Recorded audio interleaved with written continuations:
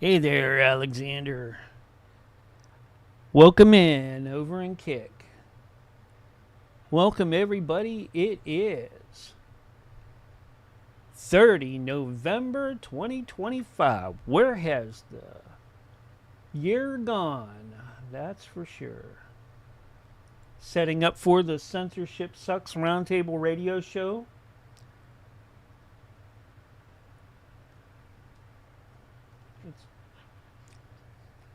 And I'm getting everything prepped up and ready to go.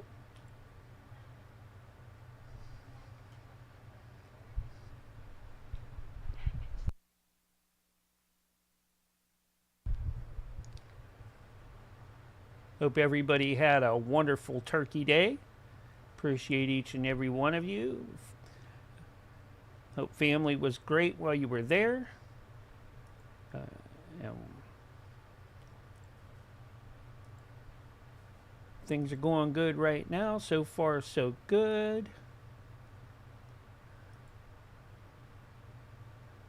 Uh-oh.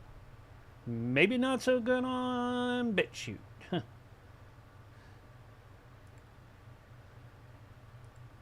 All right. Well, let me try this again over there.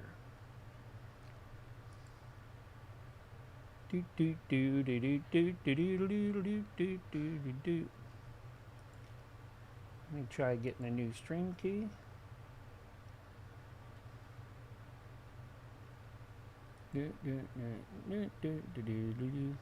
Sometimes you feel like a nut, sometimes you don't. Well, sometimes everything works and then sometimes it don't. That's all right. We'll get it all set up before the boys come in and the girl maybe. So hang on tight while I get everything rolling on all platforms except for the radio side because we don't go live on the radio side until top of the hour.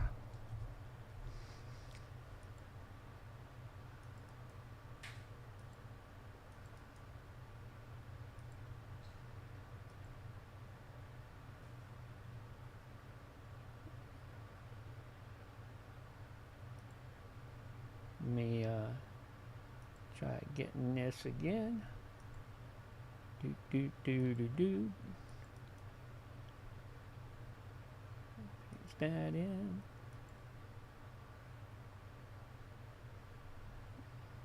Let it go.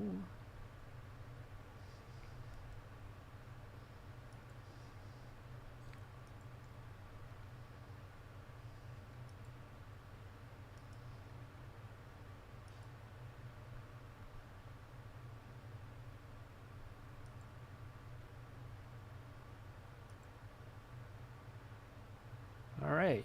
Looks like we are up on BitChute now as well. Let's check out our Rumble stream. Yep, there we go.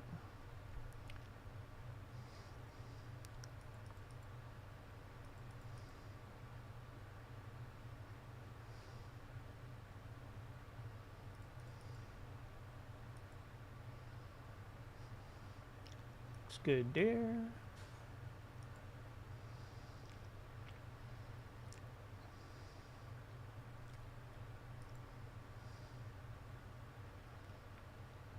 We'll have everybody up and rolling in no time here shortly. Just bear with me.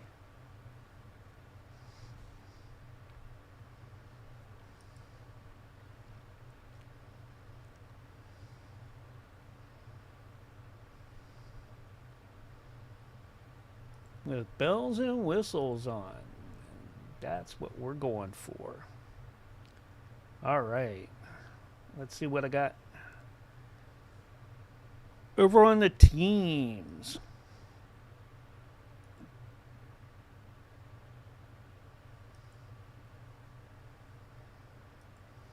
Get my team up and running. Team of the Censorship Sucks Roundtable Radio Show Sunday edition.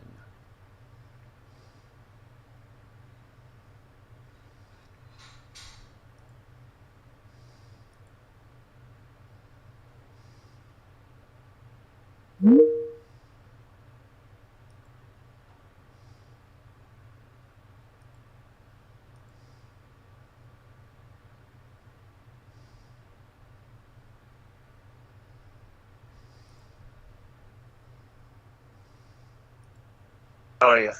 Hello, hello, hello. How's it going? Pretty good. How was your Thanksgiving?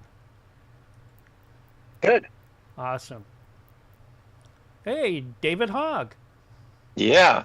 I ate hog on Thanksgiving. It was really good. Did you really? Yeah. All right. Well, CS, I found your X account, and you know how you can like click on when they joined, and it tells you their location. I did that on yours, and it said living in a van down by the river.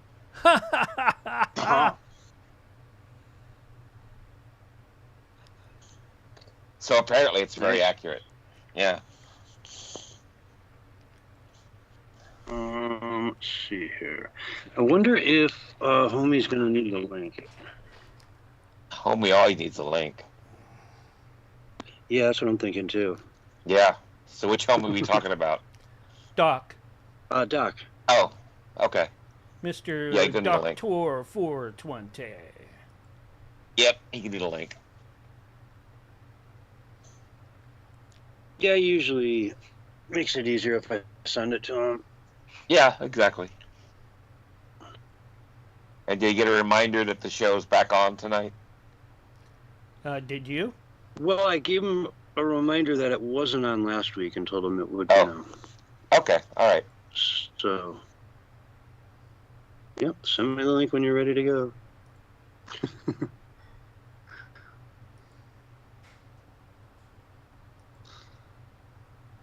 It's funny.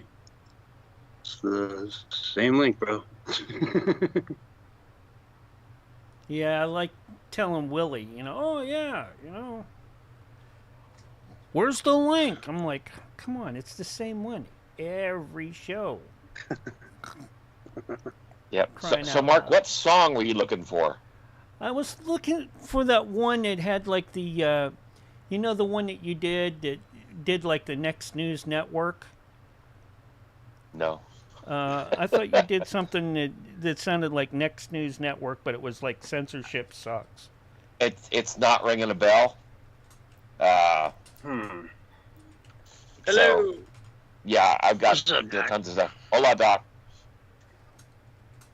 Oh, what's going on, guys? We were debating whether or not you needed the link.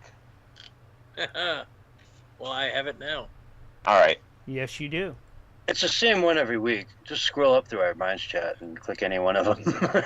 When I click on it, it goes into a thing and it shows me everything, but I can't get into it. It tells me that I need to log back in or something silly. I don't know why it does it. I think it's because of my Microsoft account. Yeah, mine asks me to re-verify by submitting a dick pic. So, yeah. Hold on 1 second. I'll be right back.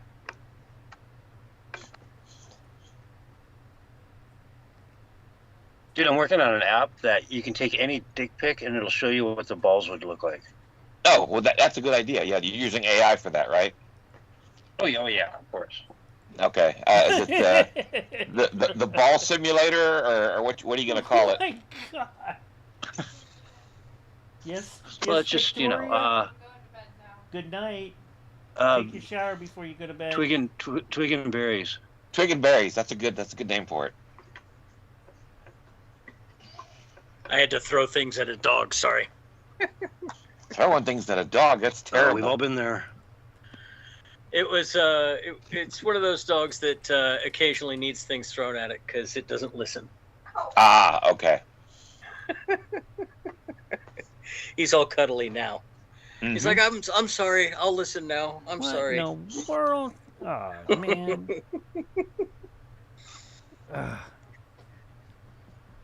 Hold on, guys. Let me get. Thank God I start early on these things. So now Mark's got to throw something at a dog. No, yep, I got to throw something at Rumble. Ah, okay.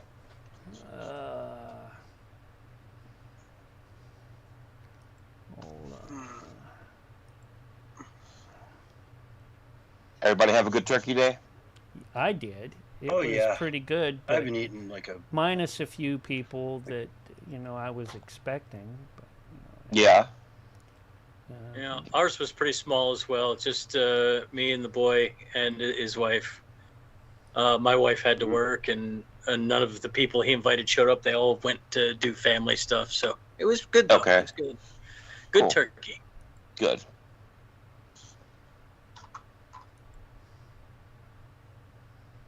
Got lots of leftovers. Eating ham every day now. Oh yeah, I just made ham and northern bean soup. Yeah. Oh yes. Oh yes. Yep. Yep. We used to do, when I used to do the old, like back when I lived in Idaho, we would get the ham with the round in it, the chunk of bone in it, and then make ham bone soup. The next. That's what I did. I threw the bone in there and put it in the pressure cooker. Yep. Man. Rumble, you suck tonight. No, Rumble on one, is it?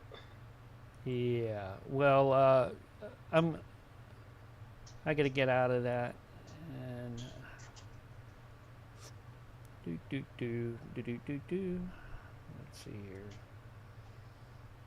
David, you sound great, man. Yeah. Yeah, you sound like a perfectly healthy dude. Yeah, I'm pretty deceptive.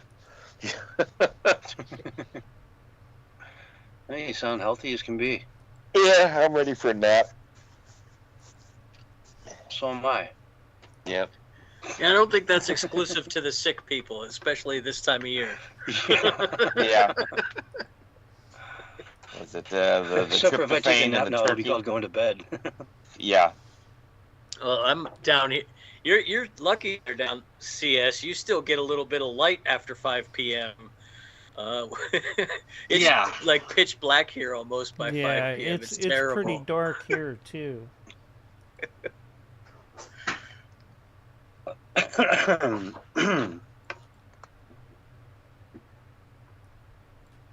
And when is the winter solstice? Like December 22nd or something?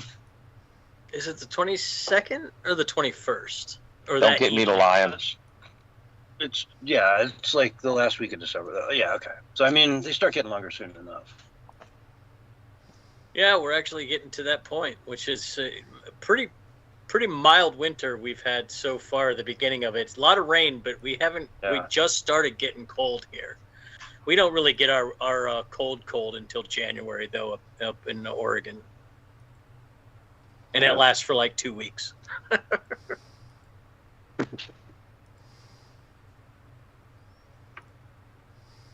How often does it snow in Portland? Like once every 3 years. It's mostly rain, like occasional ice storm, but you drive out of Portland like 45 minutes and the snow line will drop down to like 3,000 feet and it'll be, inches and inches. Yeah. We're almost down at sea level here. Almost. There's crazy like hills and stuff all over Portland. Yeah, so in other words, like, if it snowed, it's like if it snowed in San Francisco, you're screwed. Right? Yeah. Oh yeah, the cars would slide down the hill. Yeah. When it snows here, the city shuts down for like 2 days.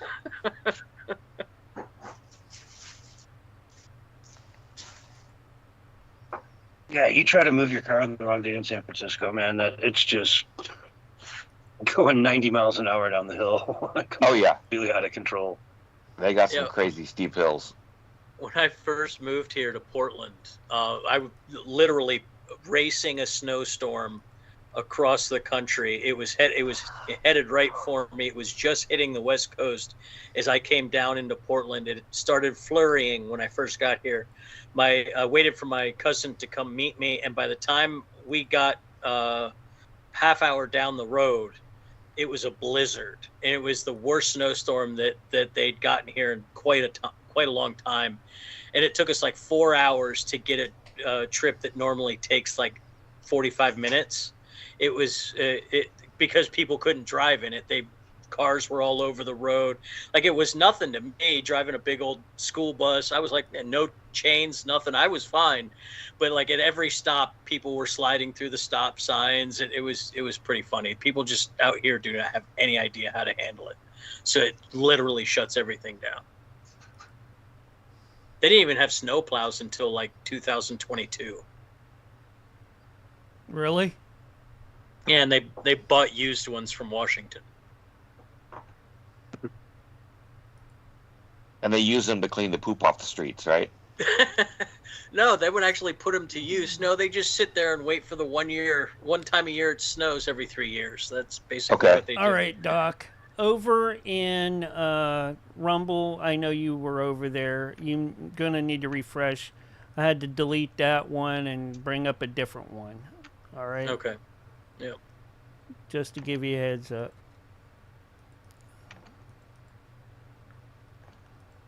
I had to do that with BitChute earlier too, but it's a lot easier to get BitChute to come up. There we go. Alrighty. Now let's see here. God. Get Wait a minute. On so long. I've got like probably, I don't know, 40 tabs probably I'm going to get to tonight. Ooh, Cool. so we got a lot on the docket tonight. That's good. Well, it's just, I mean, I obviously can't, but I got to pull them all up to kind of figure out which ones are the most important, you know? Well, Yeah. sort them by date and get rid of the ones from last week. Sort of. I mean, here's the one from last week where X released all the locations of people, Right. which I don't want to drop that one. That one's pretty good. Okay. Because I That found is out you're from the funny Bangladesh one. this whole time, dude. Yeah. David Hugg, Bangladesh. That's why I keep asking you to go to the Walmart and get me gift cards. You know, I wondered where Willie got that idea. Uh-huh. Wait till we find out Willie's location.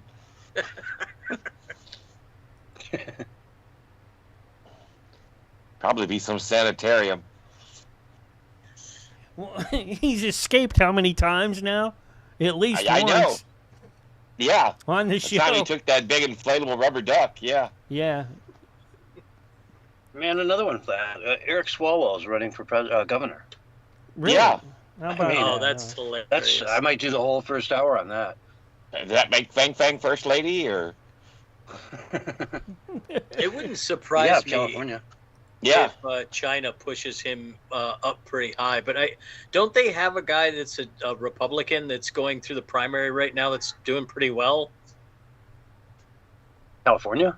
Yeah, China? like he's getting like 20. No, Yeah. California. China. He's getting like Okay. 20% or something like that. Yeah, they do, but exactly, yeah, like 20%, which Yeah. Well, I mean, never going to It's- get. I mean, he's doing well, but, you know, it's for a four-way California. split. I think it's like I think it was 20, 21, and 22, and then the other person was like 19 or something like that percent as far as the voting, the polling went. I don't know how it's going to end up, but I mean, It's going to all come down to mail-in ballots. You know how it is. well, that's the thing is the turnout's going to be pretty crazy in Oregon, Washington, and California because of there's ballot initiatives in all 3 states to eliminate that stuff. Okay. So it's going to be an interesting. It'll be a little bit wild west. I think the Republicans should probably cheat if they want any chance of doing anything. But you know, Well, what's new, right? yeah. I mean, like it's an opportunity. There's going to be a lot of people out voting to get rid of the mail-in voting from the conservative side Right. of California, and I But, would but they're imagine going to be doing mail-in votes about getting rid of mail-in voting. that's See how that works? yeah, See how that works? that's why I'm saying Republicans got Yeah. to go out and get them. It's almost like there's going to be a little hole in the envelope, and if you vote to repeal it, it's going to show up, you know, without them having to even open the envelope. But, you know, Yeah, no. who would I ever mean, think of a plan like that? so devious that couldn't possibly be. Yeah, exactly. Yeah, we have a big push here. There's a couple tax hike things that are getting like they passed a big tax ballot initiative. They got the signatures. We'll see if we can get it on the ballot to repeal one of the new taxes they put on that's going to raise gas from like $3.60 a gallon to like $4 a gallon. Great. Yeah. So it's we got a lot of. That should do well at the polls. Yeah, so I'm saying we should have quite a bit of turnout here in Oregon. It's all a matter of it's got to be too big to rig. Yeah. It is a shame that's how it's come now. It's like if you got to cheat, you got to really, really cheat. Yeah. Yeah. You can't just do a little bit of cheat. No longer, nudging things. You got to go all out. Now I'm half tempted to go to the retirement home down the street and have them all do R down ballot, just hold R all the way. There you go. What you should do is go to the graveyard and get them to start voting. Well, I'm pretty sure, I'm not positive, but I'm pretty sure the local DNC has that on lockdown, so I wouldn't, Okay. You can't do much about that. No, and they got the homeless pretty well wrapped up, so I gotta go to the, just beat them to the old folks' home. All right. Well, I know I got my papers, do not resuscitate. It also says, don't let me vote Democrat after I die. So that's important. You have to add that extra part. Yeah, I had to add that line. They'll just make totally legal here in the state of Texas. Voting when you're dead? No. Oh. Putting that disclaimer on your yeah, for your death certificate, like. Yep. Yeah. See, the thing is, they see that, and it just motivates them to make you vote Democrat even harder. Yeah, Yeah. Oh, you don't want to vote Democrat, do you? Well, guess what? You're dead. Yeah. Yeah, I think I may come back from the dead if they made me vote Democrat. I'd be that upset. Be the opening scene of The Living Dead is, no, I'm not voting for her. That's right. MAGA! MAGA! Well, he's not quite dead yet. Yeah. Bonk. Yep. We made it just in time. He can't. That's right. It's he's vetted not quite now. dead yet. It's and vetted instead of now. he'll be dead in the morning or whatever. I'll be voting Democrat in the morning. Yeah. He's almost dead. He's close around enough. 3 a.m. Yeah. Yep. Around 3 a.m. exactly. Bonk. When all the dead Democrats vote. We had a great story last week about the Texas men that were charged in a plot to invade Haitian Island, kill all the men, and take women as sex slave, and use DC homeless as mercenaries. And they were well into the planning stages of that. Me and my buddy talked about it on Wednesday. Wow. That's a hysterical story, dude. Like, yeah. what the hell? I think I opted out of that PSYOP. Yeah. Are you sure? In the 1300s, if that would have happened, they would have wrote an entire history book about them. I'm just saying. Yeah. Yeah. Well, Haiti would be named after them. That's what I mean. That's kind of how it used to go. Like that, young men just want to conquer. I'm telling you. That's right. What is it? Haiti gotta hate.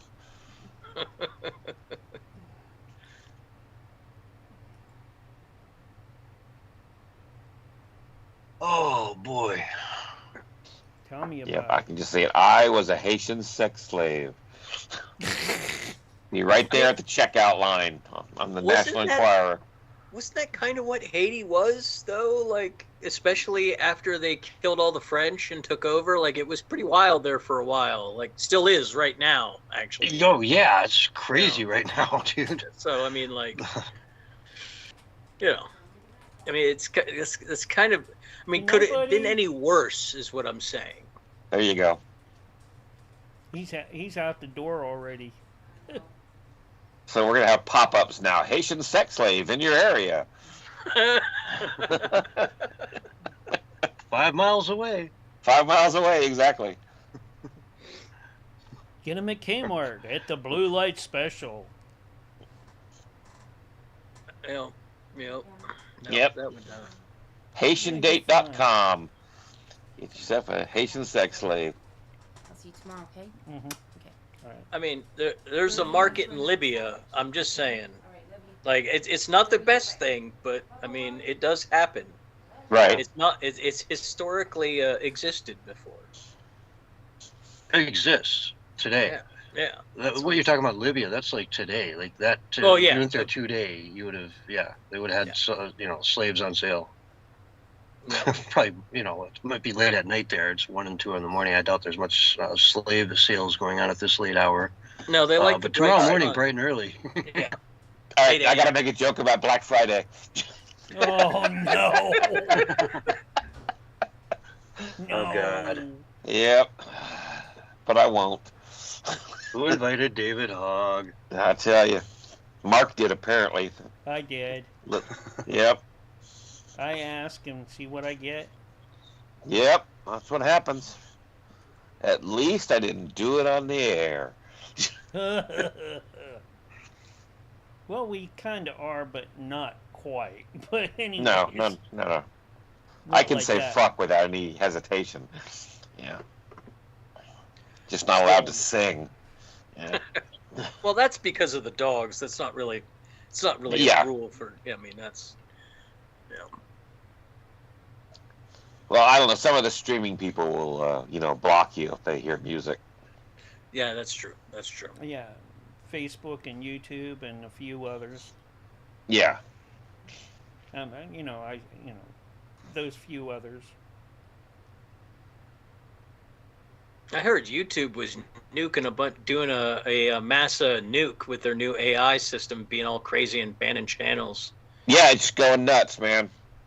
I don't know why people hand the keys over to AI like they do. It's like the dumbest thing in the world. Yeah, it's not there yet. I just don't see it, and every report I get, even the companies that are building it, they're having to force their programmers to use it. Yeah. Like I don't understand why. Well, I do, because they're dumping so much money into it, but I don't understand how long they think they're going to be able to fool people unless something's just miraculously going to appear on the horizon. It's just right now it's pretty limited, especially with the way it hallucinates and like. Yeah, I think what they're planning on is the people that have the know-how and know better are going to be laid off by the time people realize, there's something wrong. But those people won't have that job anymore. So. Yeah, that sounds about right. Well, I checked the AI and the AI said it didn't work. All we gotta do is tweak it a little, man. It's so close. Yeah, exactly. You gotta jailbreak it, man. Gotta jailbreak it. You gotta pretend that it's a smart AI. It's just LARPing, man. I'm telling you. It really seems like it does well for like a search type thing. Like if you're looking for information, and it'll provide you lots of options to look through. Unless it hits Reddit.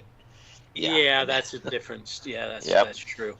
There's quite a bit of Reddit in there, but like as far as like getting it to do things, I haven't. Is there anything that it's really come, like any big commercial product that's come out yet, other than everything that's everybody's playing with?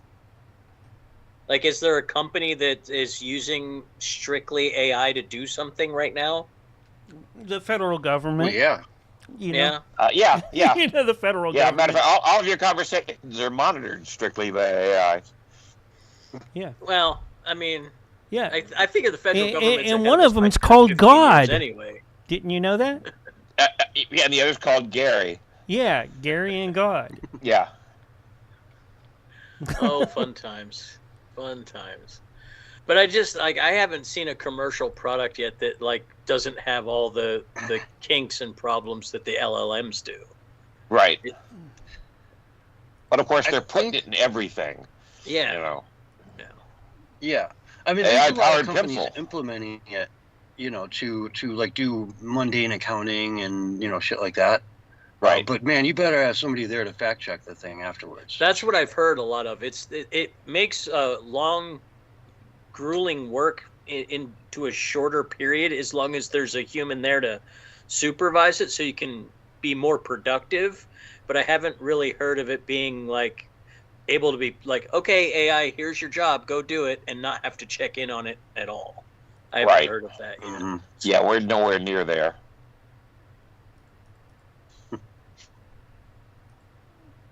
Well, we'll see then if the bubble pops before they get there. Yeah. Of course, the music industry is going to destroy all the music AIs. Yeah. Well, Yeah, heard so about or the other way around. Warner Music Group is now messed up. I don't know why people hand the keys over to AI like they do. It's like now Suno is falling. Industry is going to destroy all. Well, once the precedent is set, that'll take them all down, won't it? Eventually. Pretty much. Well, yeah, that's what's happening is the major record labels are each buying their own AIs. You know. Makes sense. That's what Disney's doing too. Well, listen. Yeah. And they're saying, they're suing them and saying, hey, you use our content, our, private data, our songs, in other words, to train your model. Right. And so it's kicking out stuff that sounds like our music because it was trained on our music. So but that's how a bass player learns to play bass. And that's how the guitar player learns to play guitar. And that's the thing is you hear things and you learn from it. That's just the way it works. So it's no different than a musician who starts off by recreating his favorite, bass lines. And then, from there he starts writing his own bass lines. So. Yep. It seems to me like a play by the AI company or the music companies to control I will say this, though, guys. Product. Yeah. We need to hang up, and then I'll call you right back. Alrighty. All right? That way I can get the other side going. Take care, David Hawk. If I'm awake, I'll jump in for the after show. Alrighty. All right. Stick around, folks. We have Censorship Sucks. That was the pre-show. And here comes the regular show up. And as soon as I get everybody rolling once again. John.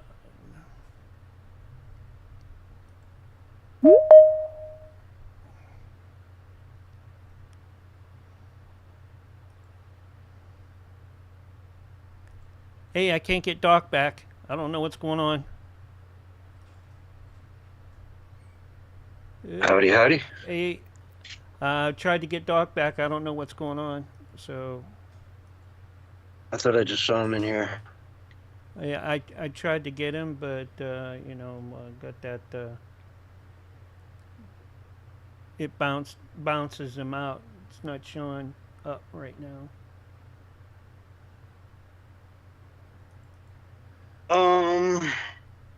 Keep an eye on the lobby then. There we go. Someone's in there. Yeah. There he is. I admitted him. Here we go. Okay, cool. All right. Oh, there we go. I thought I was in the wrong room for a minute. No.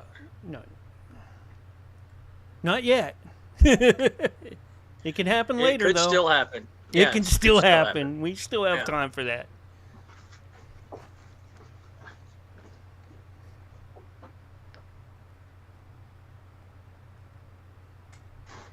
What are we going to start off with tonight?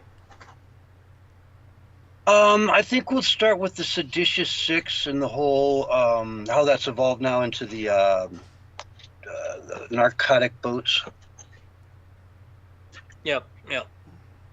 Right. I did hear some stuff about Great that. conspiracy in the Kick Chat. Thank you, and I'm sure you are restreaming us. We are back.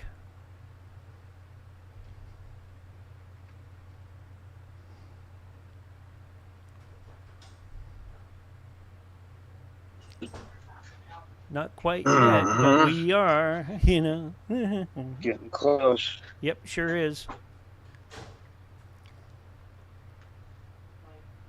Roughly got about 30 seconds.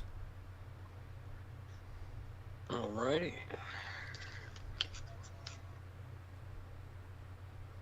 Do do do do do do do do do do do do. Is that the crypt? Is that Tales the from the Crypt Crypt? Keeper? Yep. And here's Classic. your countdown: 5, 4, 3, 2, 1, and you are alive and back on the radio side after break this time right now.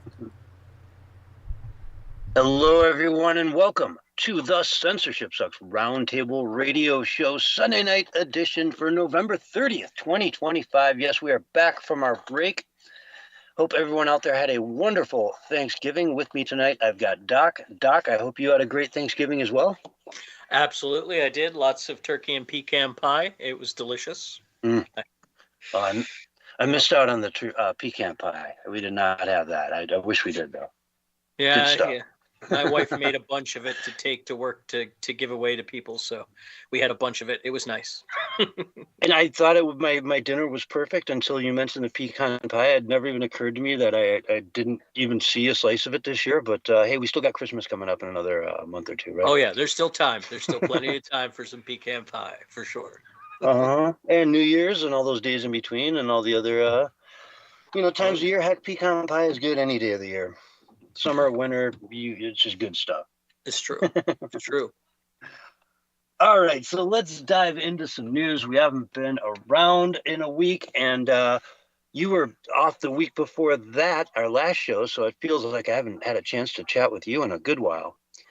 So welcome back. The Seditious Six. There was a group of senators, congressmen, women who got together and made a video, a commercial that they put out that was intended for service members to say, if you ignore an illegal order, we've got your back.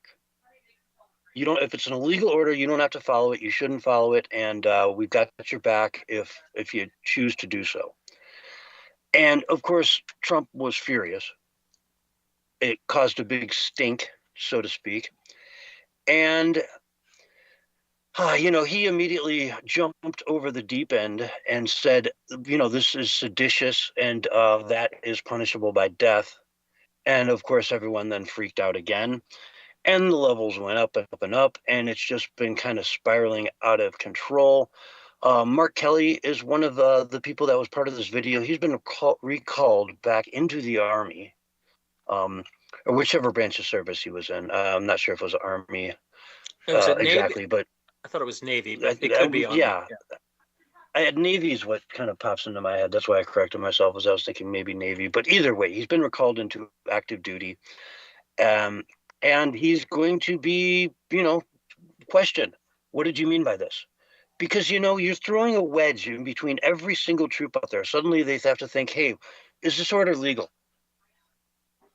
Yeah. And Doc, it's just not a good look, man. I don't know. What's your take on all this? Well, it's not a great look. Internally, it's terrible. It does borderline. Unfortunately, it probably did fall under free speech. Unfortunately, but it is a symptom of where the escalatory nature of the rhetoric coming out of the Democratic camp.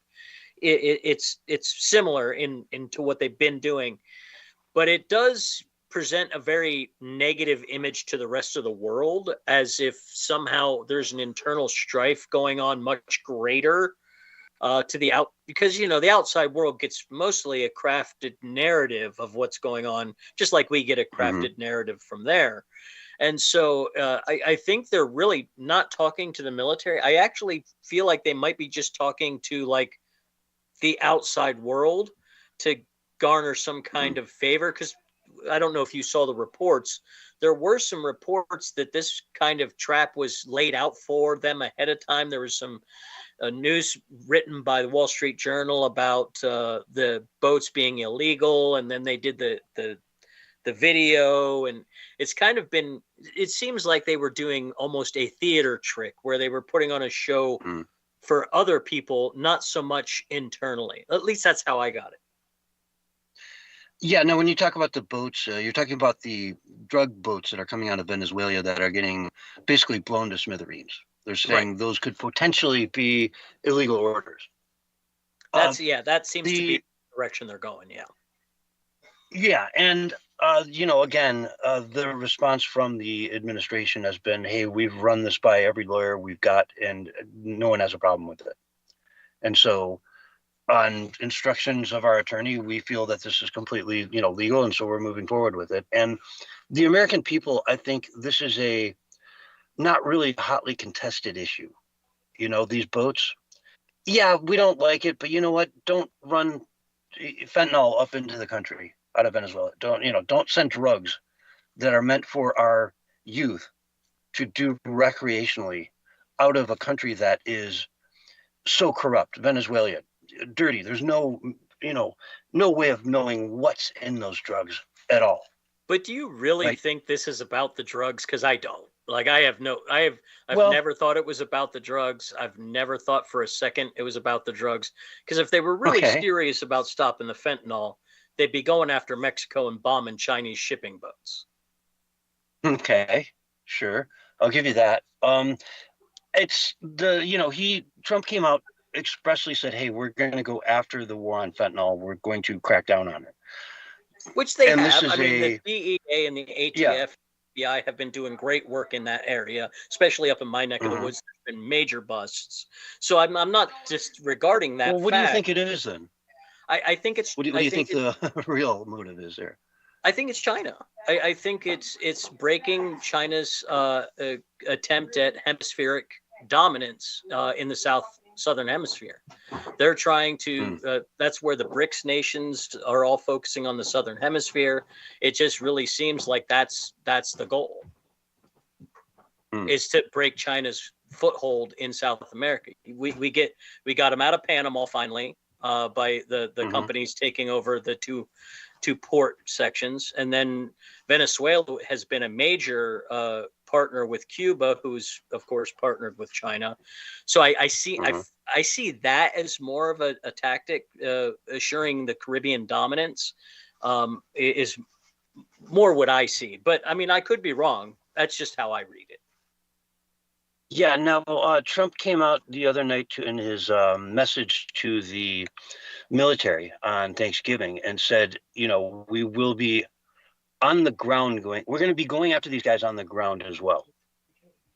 Yeah. Okay, so what did he mean by that? The road networks going up through, I don't know, you know what I mean? It's because there is no road going up through the Darien Gap. So Right. it's all got to get on a boat somewhere to get into Panama to then be driven north. If that's the route, and you're going to go through how many borders? I mean, it's really hard to load up a semi truck full of fentanyl and just drive it from Venezuela all the way up to Texas. Right, which is why I mean, what does he mean by that? On the ground in Venezuela? Yeah, I think they're intending on taking on some military targets within Venezuela to force Maduro out. That's how it reads to me. It reminds me very much of what Reagan did in South America. It's a very similar kind of policy where we want more capitalist kind of leaders that are willing to crack down on the crime and help us attack the various. I mean, narco gangs are in there, but it's also drug money laundering because China runs money laundering through Venezuela, things like that. So I mean, there's all kinds of different angles, but I think it's really about controlling the Caribbean because China's been spending so much money there.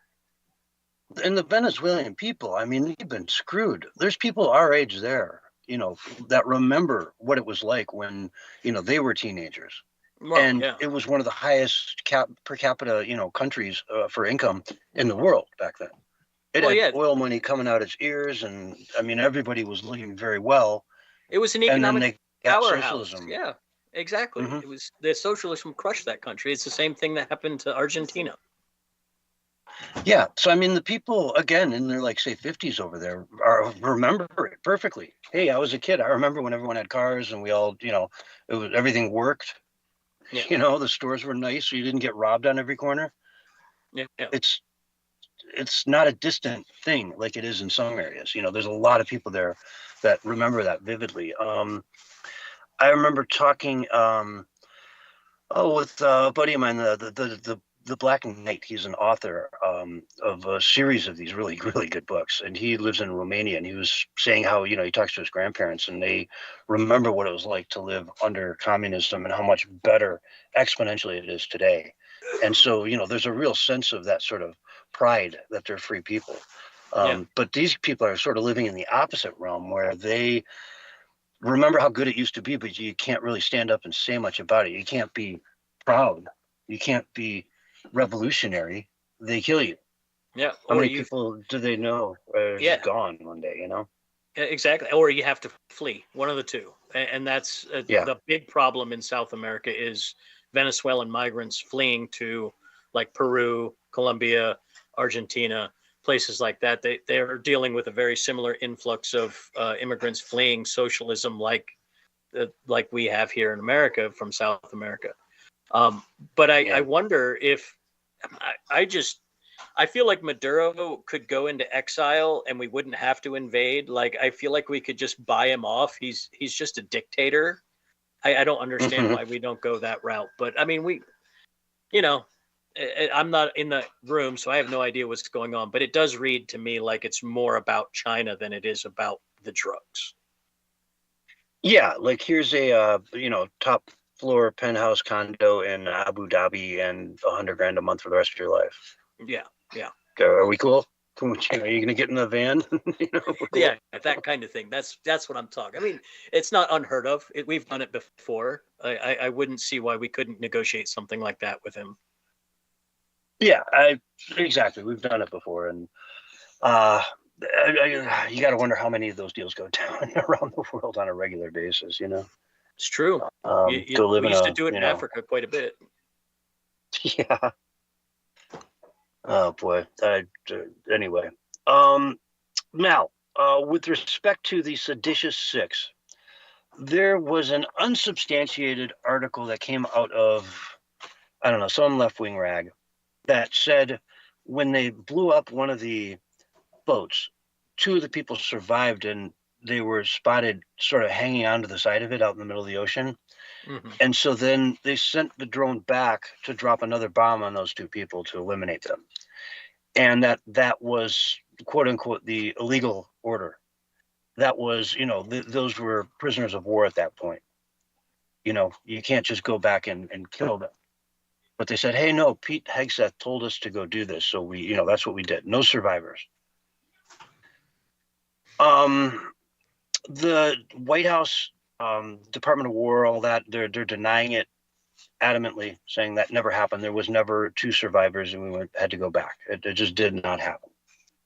And of course, the article was, sourced to two unnamed people in such and such. Yeah, which, brings this thing up, and the left is starting to scream bloody murder about it. We're going to hear more about this tomorrow. Trust me. Over that, this was the smoking gun. This is an illegal order that was given, and now they have to go after some people who did illegal things. Nuremberg trials were even mentioned. They're insane. Yeah, they're insane. Nothing like that happened, of course. Didn't it come out today that there's the video evidence clearly shows there is no survivors or something like that? I saw something on Twitter about it, but. And again, this is a boat it's a long trip. It's loaded up with fuel, right? I mean, how many hundreds of gallons of gas does it take to get to Miami from, Caracas, right? Yeah. I mean, if they're going there, they're probably going to one of the other islands to put it on a bigger ship more than likely. But yeah. Yeah, either way, let's assume there's a lot of fuel on it. And a, military grade missile hits the ship.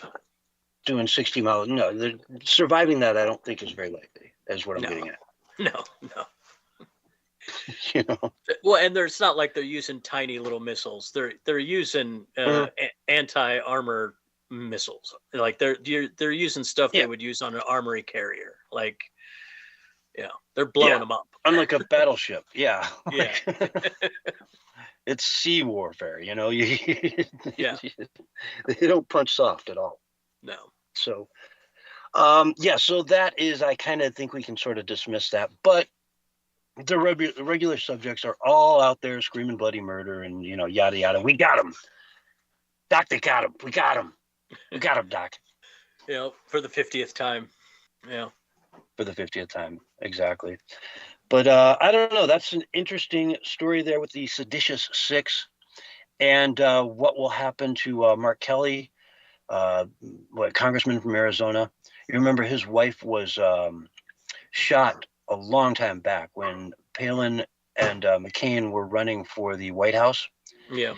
And Sarah Palin put out a campaign ad or whatever that had little targets on it saying what cities we wanted to target. And they pointed to that and said, there's one in Arizona. She did this. Yep. Sarah Palin did this because there's one in Arizona. I remember that. That was a long time ago. I remember that. Yeah, and they didn't drop that ball, man. They ran with it all the way to the end zone. They're going to do that on this too, I'm sure. Yeah. Well, the thing is, by his rules, he's to blame now for the shooting of the two National Guardsmen in Washington, D.C. on Thanksgiving Eve. Right? I would think so. That's how I see it. If you're using his logic, yeah. They were following "quote unquote" illegal orders by being in Washington, D.C. That's the left logic. And so this guy got in his car in Washington State, drove all the way across the country, showed up in Washington, D.C., and ambushed with cold, blooded murder one woman, a 20-year-old lady, I don't know her name off the top of my head, and another gentleman who's still in critical condition. Yeah. And the lady who died, the National Guard, she was sworn in 24 hours prior. It was basically her first day on the job. Yeah. I mean, and she took the shift so she could, she didn't need to be home. So she said, "Hey, you guys go home. I'll work." And what a shame. Now just dead. And I'll tell you, by his rhetoric, did it make it happen? Who knows? We don't know. Yeah. Maybe not. I don't know. But it's just a compounded rhetoric, though. They've been talking like this for a year or more. Like it's compounded. Look how many assassinations we've had. Look how many attempts on people's lives we had on the Republican side. Look at, they've threatened and Marjorie Taylor Greene to the point where she's decided that she just can't take it anymore and she's leaving.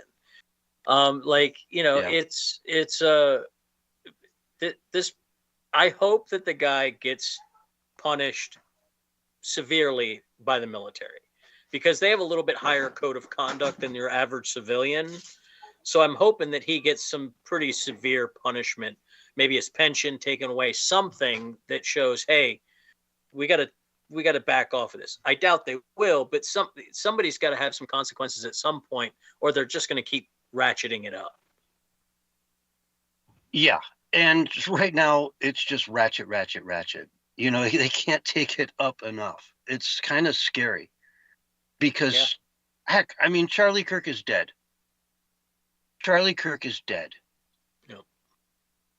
Yep. And if you don't think this rhetoric had a lot to do with his death, you're blind. How the mainstream media can't see that this rhetoric is getting people killed. And not only getting people killed, but Charlie Kirk, that dude had president written all over his future. That's why a lot of people think it wasn't an accident that he was killed. Mm-hmm. No. The way the guy debated, he just went out and did it all the time. He put him on a stage in front of, 100 million people, whatever, in America for the presidential debate. And I don't care who's on the other side. I pity the fool. Him against AOC. Well, and the best part about Charlie was that that's how he was off camera too. That's just who he was as a person.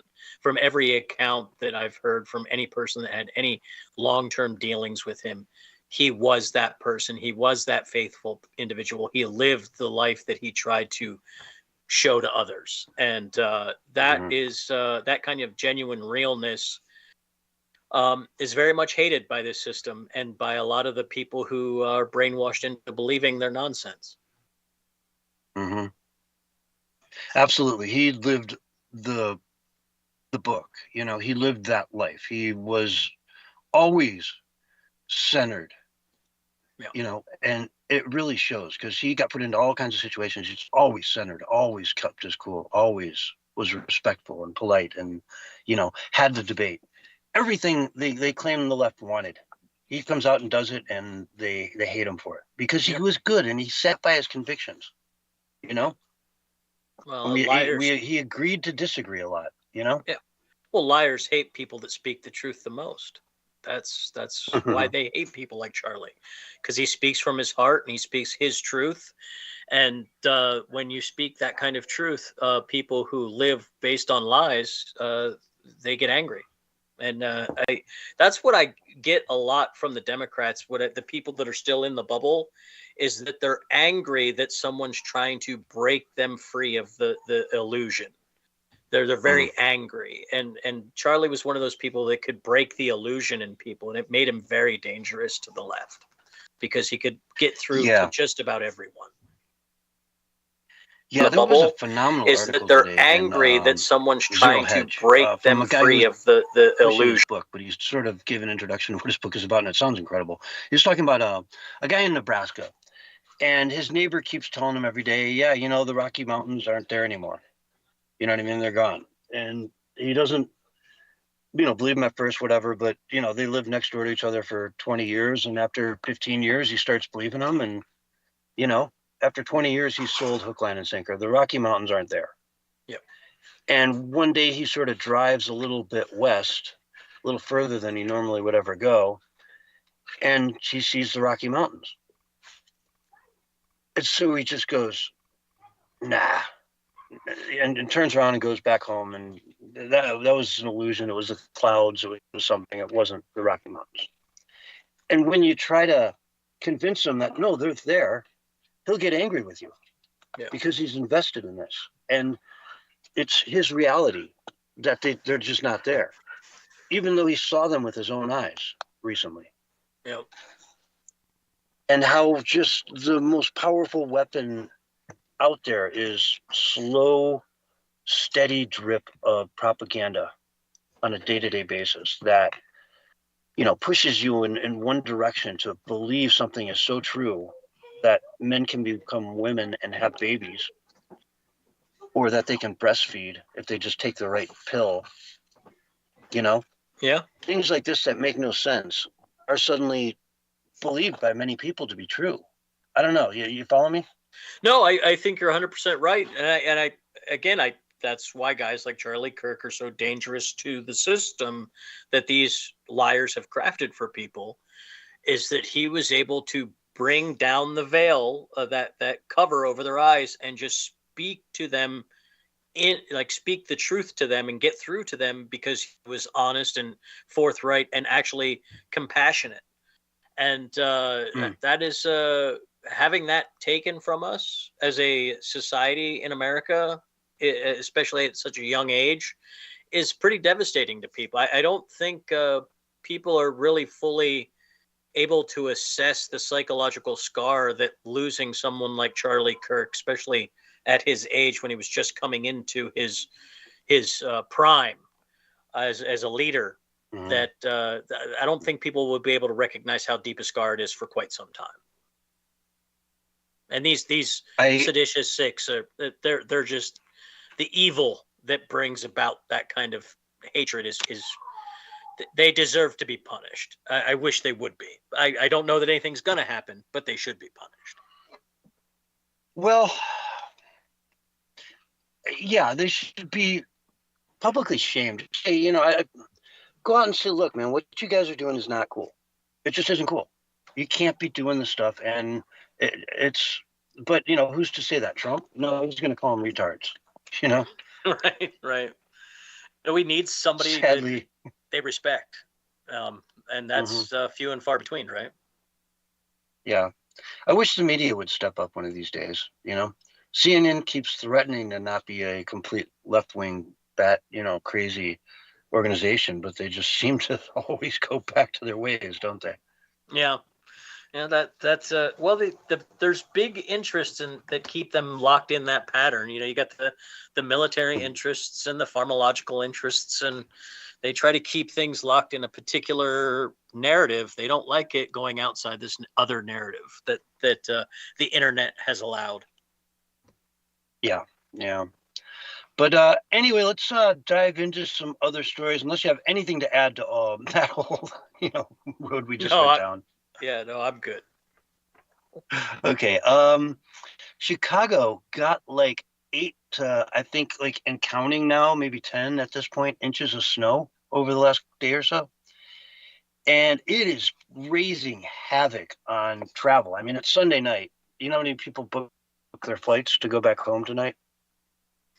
Quite a few. Quite a few. Yeah, exactly. The busiest travel day of the year. And Chicago, which is a major, major hub. I mean, people connect through there by the millions, you know? If something's laid out of Chicago, it's laid into LA, it's laid out of there, it's laid into Vegas. It's just a cascading nightmare. And, this is a lot of snow for them. And it's supposed to stay cold all week, too. So it's not going to melt at all over the next week, which is kind of wild for them, especially this early in the year. But I don't know. My shout out, I guess, to all the people that are stuck in airports and whatnot listening to us around the country right now.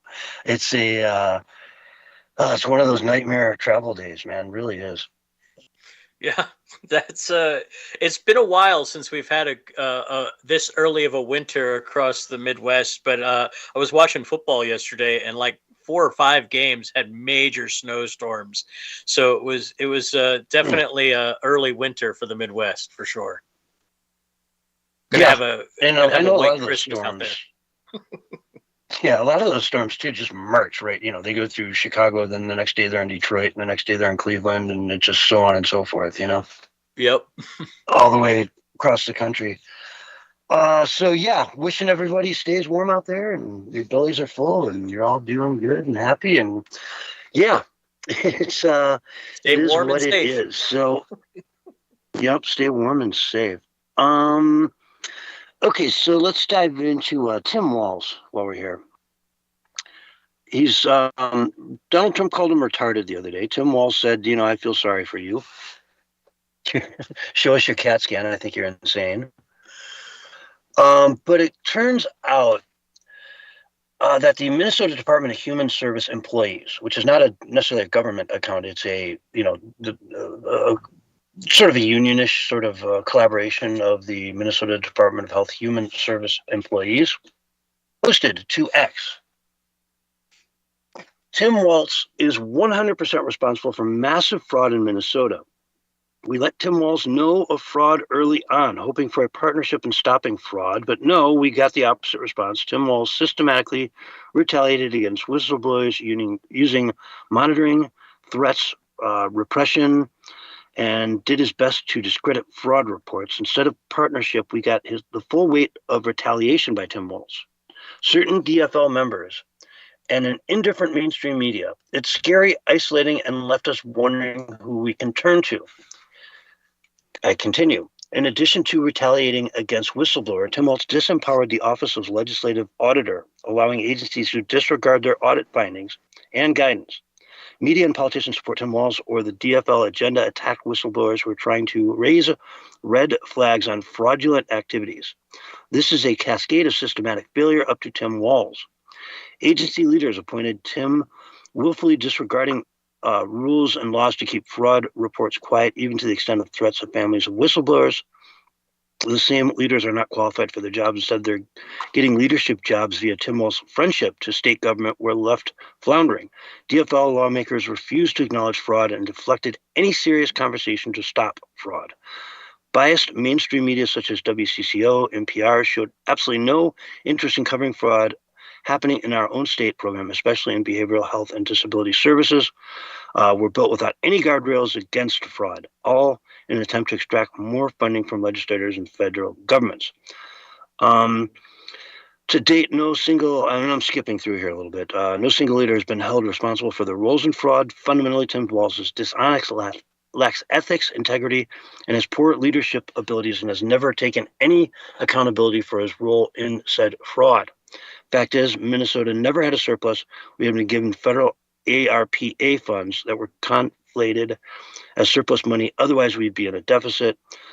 Thank you, New York Times, for bringing the plight of Minnesota to the national stage. We're grateful to numerous solid politicians, media outlets who are trying to halt fraud. We're also grateful to whistleblowers who are bravely standing up. So, it's a long thread, and I skipped a good chunk of it, but it's basically the Department of Health and Human Services employees saying, Tim Walz is 100% responsible for the massive fraud in Minnesota. And if you guys don't know about this article, somewhat $5 billion was siphoned out of the Medicaid, system there, where what they would do is set up fake clinics and bring in kids that are quote unquote autistic, and they would quote unquote treat them. But really what they would do is come by and pick up a check for, $50 or whatever, and leave. And then they would bill Medicaid or, the state's medical system to the tune of, say, I don't know, $500 for the visit. And they were just racking them up in the Somali community, where everybody knew it was a fraud. Everyone was in on it. Everyone got paid, but it was just that. There was no treatment. There was no autism to be spoken of. No, nothing. Just go in here, get some money. We get money. Everybody gets money. Happy. To the tune of $5 billion. So that's what's going on. Go for it, Doc. What do you got to say about all that? Well, so what you're saying is Tim Walz is not only a retard, but he's also an evil retard. No, this is not a shock. That there's this level of corruption within Tim Walz's state. This is the governor that locked everybody down and sent the National Guard out to make sure you were in your house. And if you stepped out on the front porch to see what was going on, they'd shoot at you with paintballs. This is the same guy that, went on a national tour as the vice president and literally lied about all kinds of things that were obvious lies. I mean, it's kind of like stock and trade for these Democratic governors to be totally corrupt. Washington State had an issue with the Nigerians scamming them for the COVID money. Oregon has an issue. They just arrested some lady and she just got put in jail for doing Medicaid fraud, doing something very similar to what these guys and the Somalians were doing. These programs are bastions of corruption. And I think these Democratic governors use them as slush funds. I think they siphon money off the top as it comes in, and they put it aside in secret budgets that they can do their fun little communist projects with. That's what it seems like is going on here in Oregon anyway. Yeah. And it's funny, you see, you drive around, you see some like massive house and you wonder what the dude does. And like in a lot of cases, this is what they do. No. They've made all this money just ripping off the government. Yeah. And it's, it's their house, of course, but it's your money. Yeah. Many such cases, as they say. Yeah. Buy large mansions, right? Yep. Or the old BLM. Yep, that's right. They got in trouble though. They're getting somebody's going after them for fraud. I can't remember who, but there's a court going after them for fraud. So hopefully somebody goes to jail for that. That was pretty blatant. I think they had a really good defense though, which really basically said that was all in the past. Which I was like, bam. Yeah, that's a really good. That's a good defense, man. Run with it. Yeah. Wow. I'm impressed. If it works for you, run with it for sure. Going over to the mighty UK and Kiastama.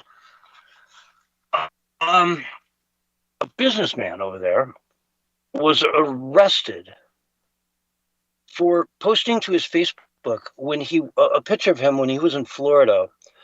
Posing with a gun. Okay, so he went to Florida, was at his buddy's ranch or whatever, and hey, we're shooting guns. He takes a picture of him with a gun, posts it on his Facebook, and poof! Suddenly the police are coming down on him all the time. Months and months of them coming to his house and yada until he finally gets arrested. Yeah. And they had concerns of some other posts, but they would not tell him which ones. Man, England is fallen. Oh, it's so horrible. Isn't that horrible? What are you supposed to do with that? Like, you're in another country where what you're doing is completely legal. You're showing off to your friends that you're having a good time on vacation, and you get home and they take you to jail. Like, what are you supposed to do with that? Yeah. At what point does England stand up for itself? Yeah, exactly. I mean, like, you can't do legal things in other countries. How illegal is it, dude? It's just a gun. It's not. I mean, that's the thing, though. They see that like it's just the devil. You pose with the devil, you know? You look what you did. You're sorry person, you know? It's legal there, but they're nuts. Well, and England used to have a pretty deep hunting culture. Like, they used guns like that used to be common in England. Mm-hmm. Oh yeah, the Fox and Hound. I mean, how many pubs have you been to named Fox and Hound in your life, right? Which is just, you know, pictures of Englishmen all over the walls with hunting rifles out in the woods with their dogs. Exactly. That's like a famous thing from England. It's really odd to me how anti-gun England has become in such a very short time. Well, anti-everything. Well, that's true. You know, that's true. Yeah. I've got a clip I'll play when we come back of Piers Morgan with Tucker Carlson. Did you hear that interview? Yeah, I listened to the whole thing, and woof. Man, it was something, wasn't it? Yeah, it was. He held his feet to the fire and said, you know, a guy. Okay, so there was a woman in the UK who got beat up by her boyfriend or ex-boyfriend or whatever. And, you know, pretty bad. She was pissed. She had to go to the hospital, right? And when she's in the hospital, she's texting a friend, and she called him I'll go ahead and I'll say it, a faggot. She said he's a faggot. And then he turned to Tucker Carlson and said, I'm sorry, Tucker turned to Piers and said, will you say that on the air? And Piers wouldn't do it. Nope. Couldn't do it. He might get arrested too if he said that word on the air, even in the context of a story, of a news story, where it's relevant to understanding the, you know, even I was watching, what's his name the other day, Paul Joseph Watson, and even him, he called it the F word, not that one. He said the other F word. But I was scratching my head wondering what F word, you know, like what? And it's insane. You know, Tucker put him on the spot, and Piers said, you know, can't do it, buddy. Can't do it. I don't have the legal green light to say that word. Craziness. And how many people go to jail a year? Or Tucker gave some crazy 30 a day. 30 a day. 30 a day. That's insane. That's insane. Yeah, they arrest 30 people a day over posts they make online. And the threshold is, it has to be offensive to someone. Right? So everybody on Minds would be arrested? Well, if it's offensive to someone, then yeah, you know, you get, that's the crazy threshold though. It's like the cop will say, could somebody possibly find this offensive? Yeah, I think someone could. So let's go have a talk with them. Let's have a chat. And that, to me, is just a scary. It's 1984, but on steroids. So, you know, UK, we love you. That's why we're giving you so much crap, because we love you as a country. You're the best. You know, they're the reason we're kicked here. out of America. Yeah, where would I go? You know, it's like, where else in the world would be an interesting place to live? England would be probably the safest call. You know, as far as like just having a nice life. You know, it's you know, I can fall in there and find a good living much faster than I could, say, in Mexico or, you know, Canada. Oh God. Or no, Germany, thanks, Canada. You know, yeah. But that's the Germany, thing. Never. Anyway, we got to take a break. Folks, it's that time. We got to take a break. It is the Censorship Sucks Roundtable Radio Show. We'll be right back after this. All right, we're on radio break. Sorry, I hate cutting you off like that, but no, it's okay. I didn't know how close we were. It's crazy though. I just can't imagine living in England the way it is now. It's no wonder so many other young people are fleeing. Oh, that's a whole other thing too, right? Like, there's a lot of people leaving that country. That, like, you got all these people coming in and more people leaving. Yeah. And I both read are a crazy accelerating. statistic. I read a crazy statistic. Someone mentioned this in some YouTube video or something I was watching. And okay, in Ireland in 1840 they had 9 million people, right? How many do you think they have today? 20, 30? 7.5. No way. Yeah. That's insane. That's The just potato famine killed them like half of everyone there, yeah. right? Yeah. And then a lot of deportation and whatnot. And then since then it got cut down to like 4 million. And since then it's grown at like sort of a stable 10% sort of thing. Yeah, that's not good for Europe. I mean, that because none of the European countries are doing real well population-wise, except for importing people from third world countries. But it shows that you don't need to have population growth. You know what I mean? Like they're fine. They had 9 million people 150 years ago or 200 years ago or whatever. You know what I mean? So like, it just goes to show that you don't need to have like population growth. You can maintain a country without growing if you just secure your borders and say, hey, this is ours. We just have a lot of extra houses now. That's all. Well, Liechtenstein has done it for a long time. And they don't even have a military in Liechtenstein. I mean, it's a tiny little country, don't get me wrong, but it's a monarchy. Yeah.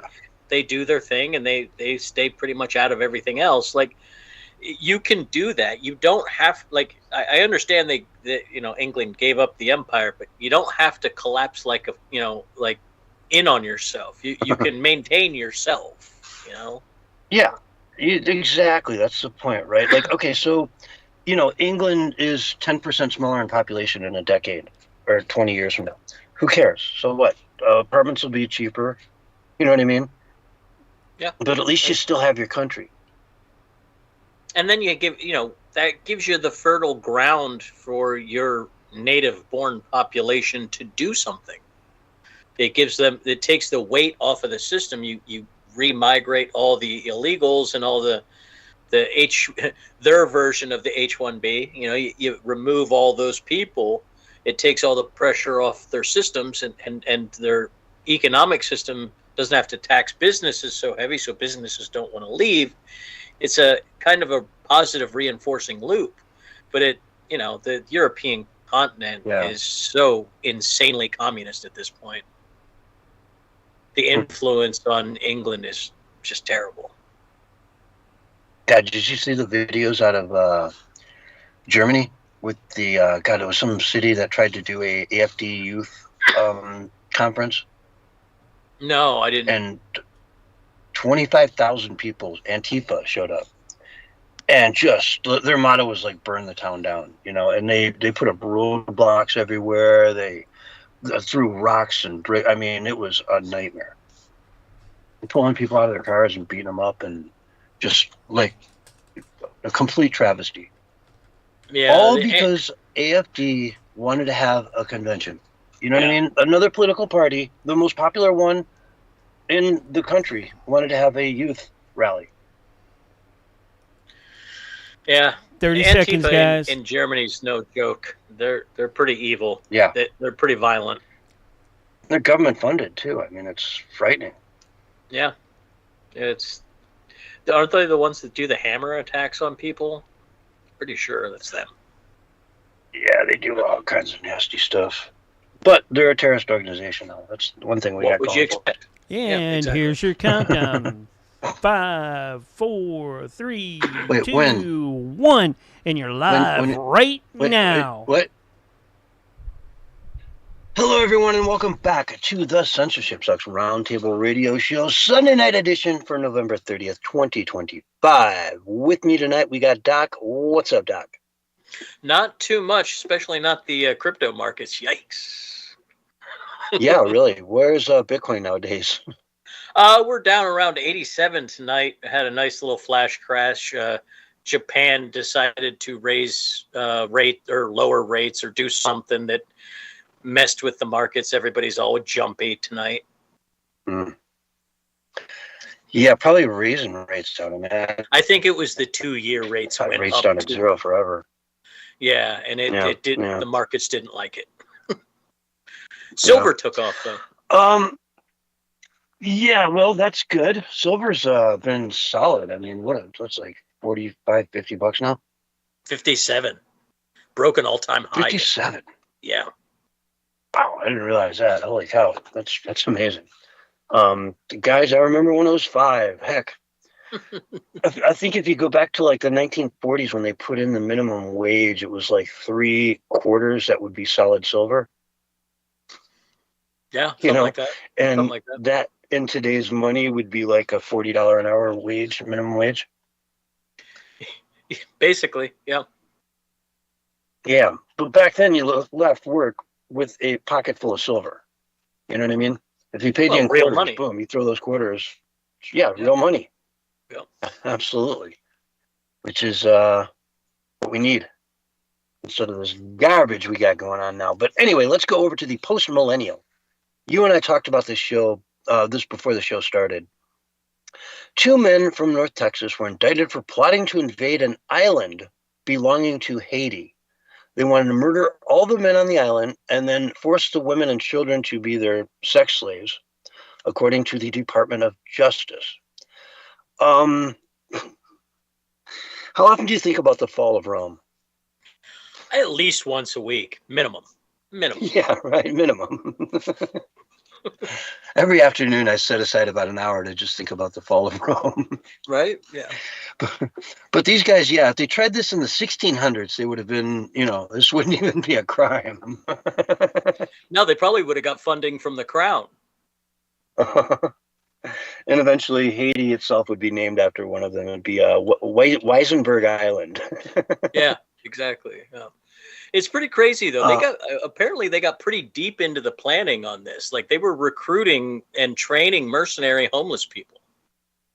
Yeah, they wanted to get homeless people out of Washington D.C. to be their mercenaries. Yeah. Which again, hey, we can't pay you much up front, but man, when you get there, boy, you're going to be living large. Yeah, it's insane. Me and my buddy talked about it on Wednesday. We did a whole show on it, and basically our conclusion was young men just want to conquer, and this world doesn't have a lot for them to conquer. And if there isn't a place for young men to put their activities and that conquering mentality, they're going to come up with their own schemes. And it's, we're in a wild times and everybody thinks that, just go for broke. What do you got to lose? Exactly. It's a crazy thing, but okay. So this is an island with about 100,000 people on it. Okay. Yeah. So you're talking about going in and killing 50,000 men, and the women aren't going to even, put up a fight at all, right? In that scenario. So really, they've never met a Haitian woman, apparently. Yeah, that's a good point. And I don't know. This seems really ambitious. Where do you get the boats to start heading off down there? You need at least 10,000 people, right? I would think. I mean, unless they were just going to take like one small little like coastal island that had people living on it that wasn't as big, and then use that as a beachhead, Yeah, well, that's exactly what they were doing. This was an island that belongs to Haiti.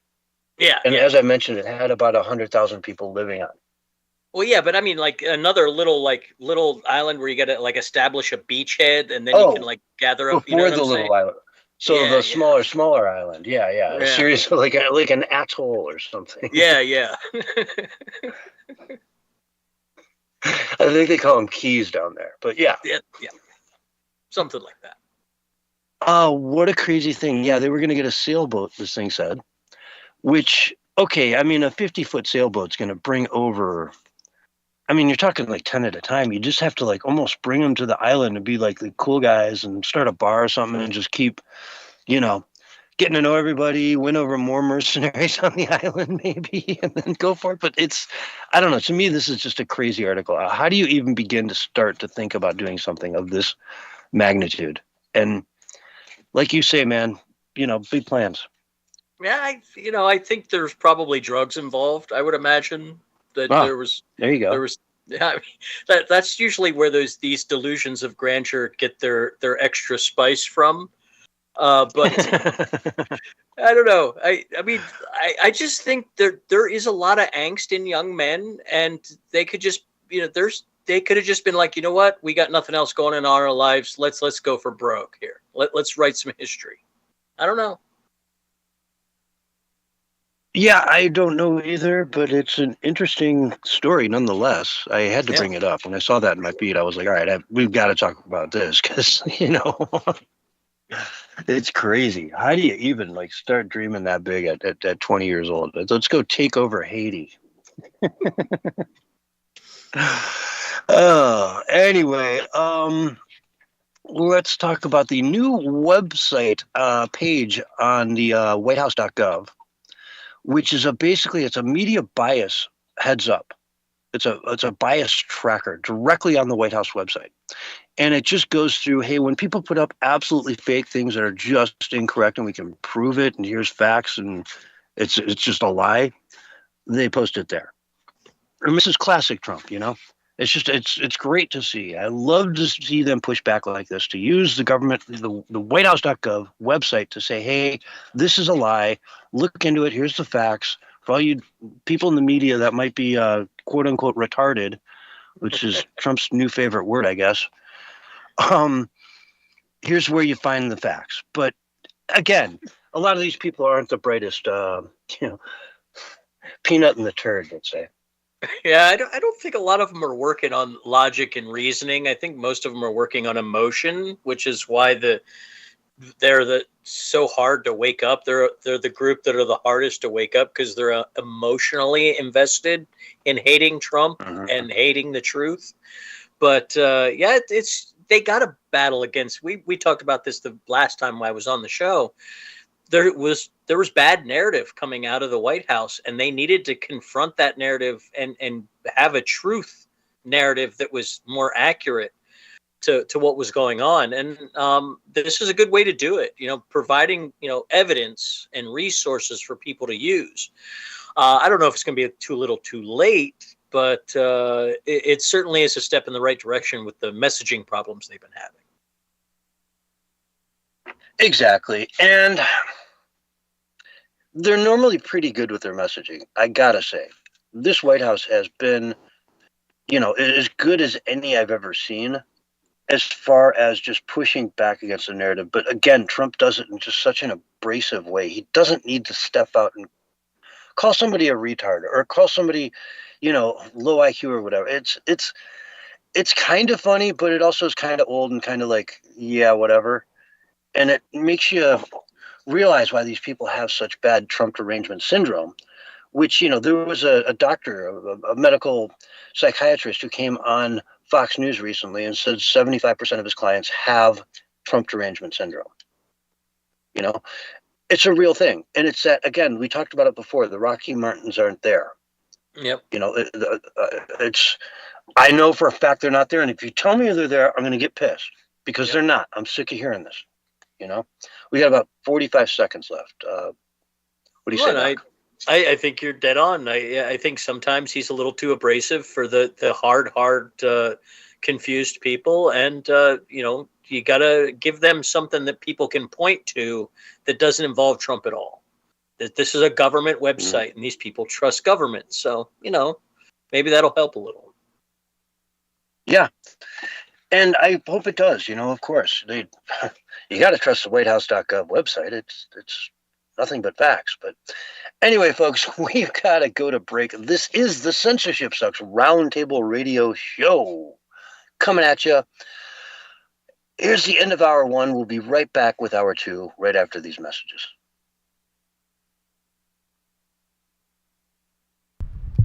All right. We are on the long break, which means we'll get Willie on the next one. And we are switching rooms, correct? Yes. All right, I gotta go use the little boy's room, and no. So I'm gonna. Actually, to be specific, we will not switch rooms. We're just gonna hang up this room and start again. Start it again. Okay. Right here? Okay. Right here without Willie? Am I wrong about that? No. We're going to go to Sunday 2. Okay, Mark. I'll break back. We're going to go to Sunday 2. We're going to go to Sunday 2. Okay, then I will drop for you Willie. that link when it starts. Otherwise, he'll get too confused. Okay. Okay. All right. So, Doc, I apologize. I tried to make it simple when it wasn't simple. Yeah. When you come back after the 8 o'clock mark, look for a link from me in Minds, and it'll be to Sunday 2. Okay? Okay. All right. Perfect. All right. I'll catch you in the other one. All right. That went well. Yep. It's going real smooth. I'll see you on the next one. All right. All right. All right. That was the end of hour 1. Hour 2 coming right up. We got to get Willie and the rest of the crew in. Take a minute here and we'll get everybody up and running. So give me a minute and I'll connect them back up, because I'm a little rusty. I took a week off, so you know how that works. No. Yeah, but we're good to go on the radio side because we are on break. So let me get everybody up and rolling over on the next one, and we'll get this going.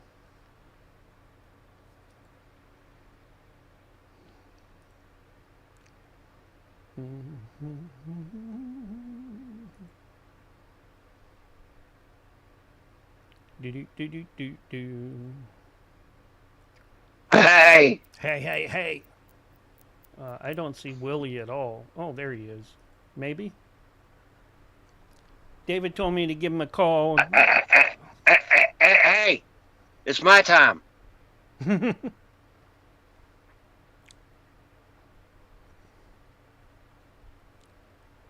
Did you give him the link? Oh, Doc? Not yet. Do it right now. Hey, Willie. Hey, man, y'all early. Huh? Shit, you brought Willie in here? Yeah. I got him in here now. Look out. Hey! Hey, man. Hey, this is my time. Hey, You quit your yapping, Willie. You quit your yapping. This is my time. Yeah, well, hey, y'all called me, man. How would I say? Y'all early, man. Y'all early, what you are. Well, better early than late. yeah, right? better to be early than late. No, man. No. It's best when you're on time, man. On time. Doesn't Coach Saban say early is on time? Yep. If you ain't 15 minutes early, you're late. Yeah. That's right. Man, I remember, it's kind of off subject, but way back in the day, I was in New York City and I had a meeting with somebody, and it was on like the 2000 block of like Lexington, whatever, and I'm on the 1800 block, so I'm like, all right, it's 2 blocks up. So I get a coffee and I start walking. I walk 2 blocks, and all of a sudden I go from the 1900 block to the like 1400 block. And I'm like, what the fuck? You know what I mean? I'm like 15 minutes, I'm right on time, 20 minutes to the meeting.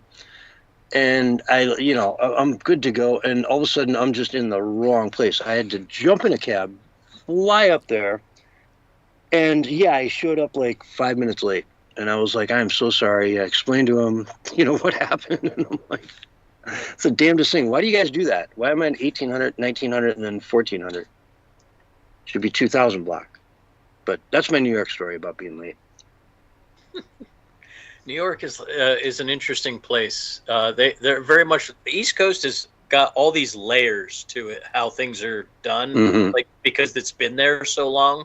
I lived in an area that we had this town that all the roads were like old cart trails, and so they were tiny streets, and you had to like pull over and wait for the other person to go by. And, yeah, all kinds of crazy things That's like in those East Coast cities. Most of the UK is like that, man.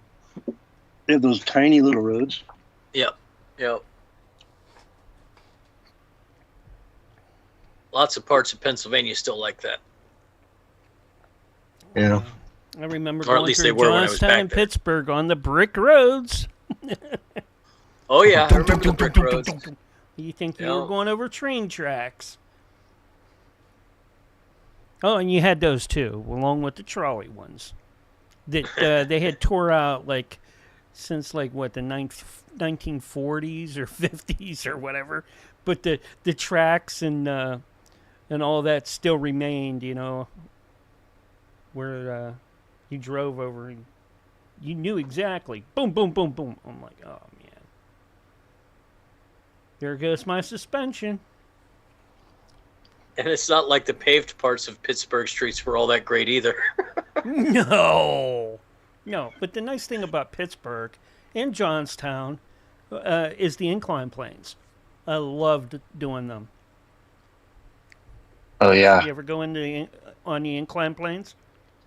Yeah, I've been to Pittsburgh. The little tram trolley cars that go up the side of the mountain you're talking about. Yeah, it's real cool. You can drive your car on it, and it'll take your car to the very top. Oh no, the one I went on in Pittsburgh was like 4 people would fit in it. Oh, you could put two cars or 3 cars on the ones in Johnstown, and I think there are certain places in Pittsburgh that you could put maybe 4. There, it just depends on what part of town you were in. Yeah. Well, they were wide. All right. So you would park, 2 side by side, and then right behind 2 side by side, and still have enough room on the side for people to ride up. It was kind of cool. That would be over in the area along the river, then, right? Yep, on the far side of the river. You're getting close to like Fort Pitt and and okay. All that, but they have some over towards the airport too. I spent most of my time in Pittsburgh down near the stadium, that area, and then Three Rivers over in Homewood, which is not exactly the nice part of town. No. There was a really cool mall downtown, like right across the river from Three Rivers Stadium. Westmoreland? I remember that. Nice. Great mall, Westmoreland Mall. Yeah, I don't recognize the name of it, but yeah, really cool place. Yeah. That's about where that little funicular car was thing. The ride. But Willie, when we go live here, the first story I want to cover is Japan raised interest rates on the 2-year notes, and that really had big ramifications in Bitcoin, just silver, you name it, okay?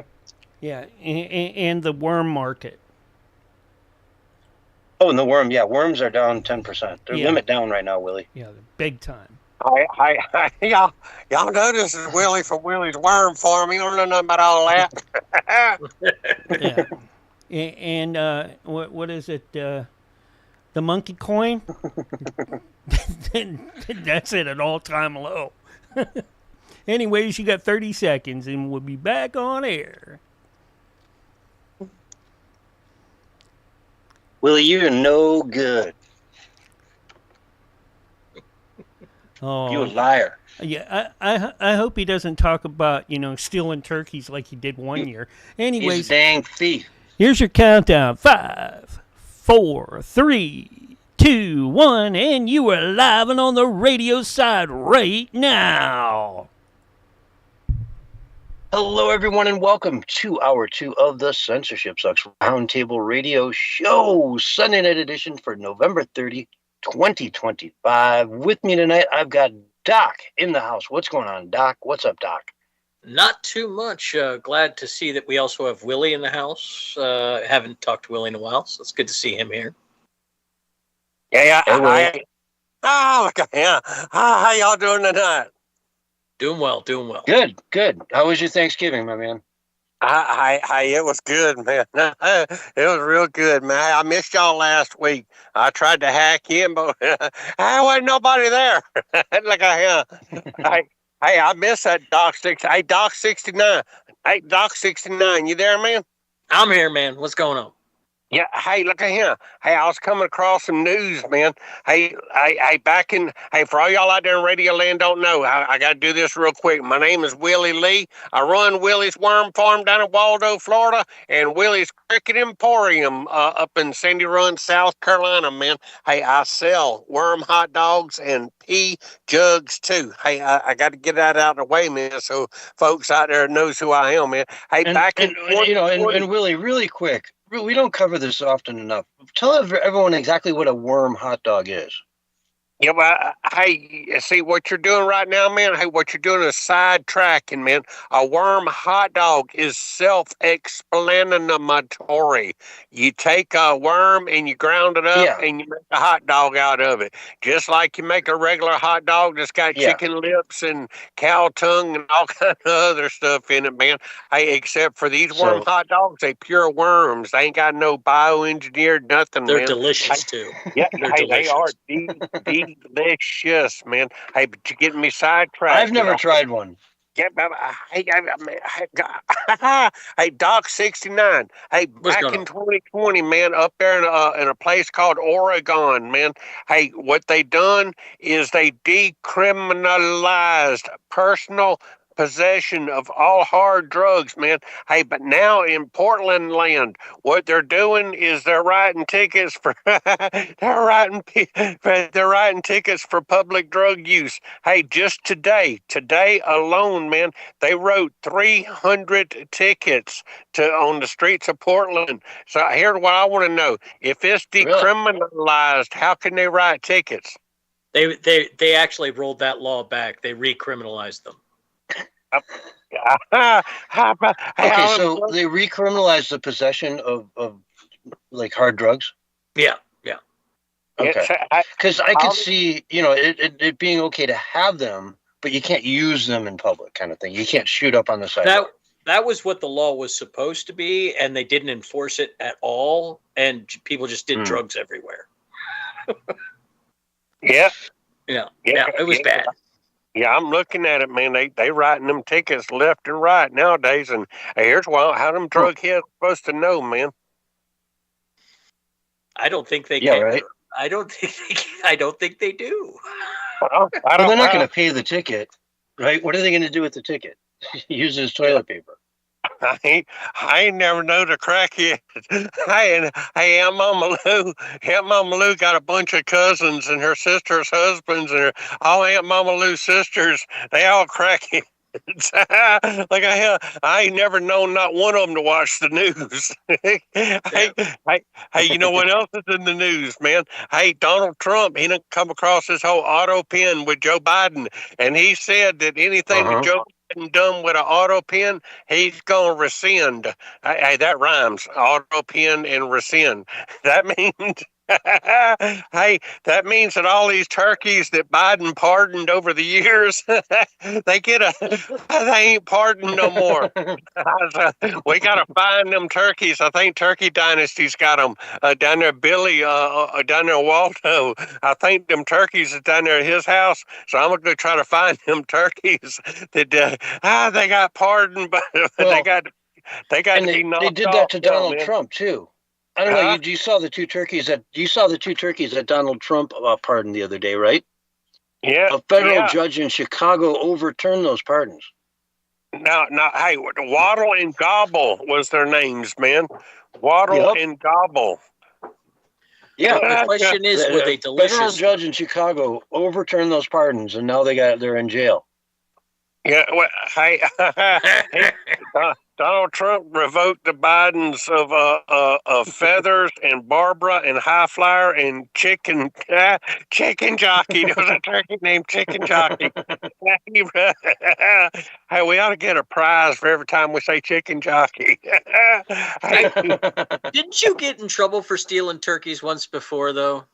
Yeah, no, hey, we can't get into that. Yeah, I remember that. That was a few years ago. But technically they was my turkeys because of a deal that my daddy had with Billy's daddy, and everything that was Billy's was mine, because everything that was Billy's daddy's was my daddy's. So my daddy passed away. That meant that everything that was my daddy belongs to me now. Okay. You notice how Willie's always right when these disputes. You know, it's always his. Yeah, you never hear the other side. Yeah, well, that sounds disputable. I'm just saying. Yeah, no, man. Hey, look at him. If you don't believe me, just ask me. I'll tell you. I think Willie's daddy wrote something down on a napkin at a bar at 4 a.m. In 1974. I was down there at Billy's bar. Billy is the same owner of that bar that married me and Aunt Mama Lou, but we ain't really married no more. Hey, you never even consummated that, Willie. As far as I'm concerned, you two were never married. Well, but hey, look at him. Hey, I done come across some good ideas, man. Hey, here's what I'm gonna start doing, man. I need to make me a little bit extra money. Hey, because I got some stuff I want to tell y'all about Saul Good too, man. Saul Good is crooked as the day is long, man. Hey, but I come up with these ideas. Here's what I'm gonna do. And hey, Doc 69. If you lay it on me, Willie. Let's go. Hey, man, if you can send me just $20, man, $20 is all I need to get this here enterprise up and going. And whatever money that I'm supposed to owe you so far, you got to get that out of Saul Good, man. Hey, because Saul Good, he's in control of all the money. But if you send me $20, I can have fake parking tickets printed out. Hey, and what you do is you can park in a no parking zone, and you put a fake parking ticket on your windshield, and that way when the parking ticket rider comes around, they see you already got a parking ticket, so they won't give you one. I think that's a felony. I think that's a felony. No, hey, a fake car boots too. If you get you a car boot and you boot your own car. Come on, look at here. Hey, you boot your own car, and that way when the people come around and they want to put a boot on your car, they'll see you already got a boot and they'll leave you alone, man. Hey, you look ahead. You got to have ideas. If you ain't got ideas, well, man, that one's pretty solid. That one was solid. Yeah, I'll give you that one. I gotta say that would probably work. Yeah, hey, I'm telling you, man. Hey, and hey, I've been on that what they call that X. It's like a social platform, man. And I've been talking to Elon Musk, too, man. Now, hey. Oh yeah, really? Yeah. Hey, he sent me a private message, and he said, and I got it right here in front of me too, and it can't be disputed. It's got Elon Musk's picture, and it says official account Elon Musk, and he says hello, and then he sent what they call an emoji. An emoji is like a picture that you put whenever you're texting something. We know what an emoji is. Yeah, but it's a picture that means a word. Yeah, and this you don't have to explain an eggplant, emoji. was it? Yeah, no, no, I see what you've done there. No, hey, it says hello, and it's got a little wavy hand. So okay. Hello, little wavy hand. And he said, I would like to speak to the owner of this account. You are talking to the real Elon Musk. And he says, I want to personally thank you for your support and love. And I've seen a couple of your likes and your comments on my fan pages. You're not just a fan, you're family. Look at him. Hey, I'm reading it, man. The future can be yours if you believe it. You are loved. That's what he told me, man. Hey, I told him, I Willie, said, right. Look on the right side. See what country he's from. I think he's from Pakistan. Yeah, I don't know about what country he's from, though, man. Hey, but I'm telling y'all, I got connections. Connections is what I got, because you already know that I'm friends with the representative for the King of Nigeria, man. Hey, and I can tell you a lot about him too, man.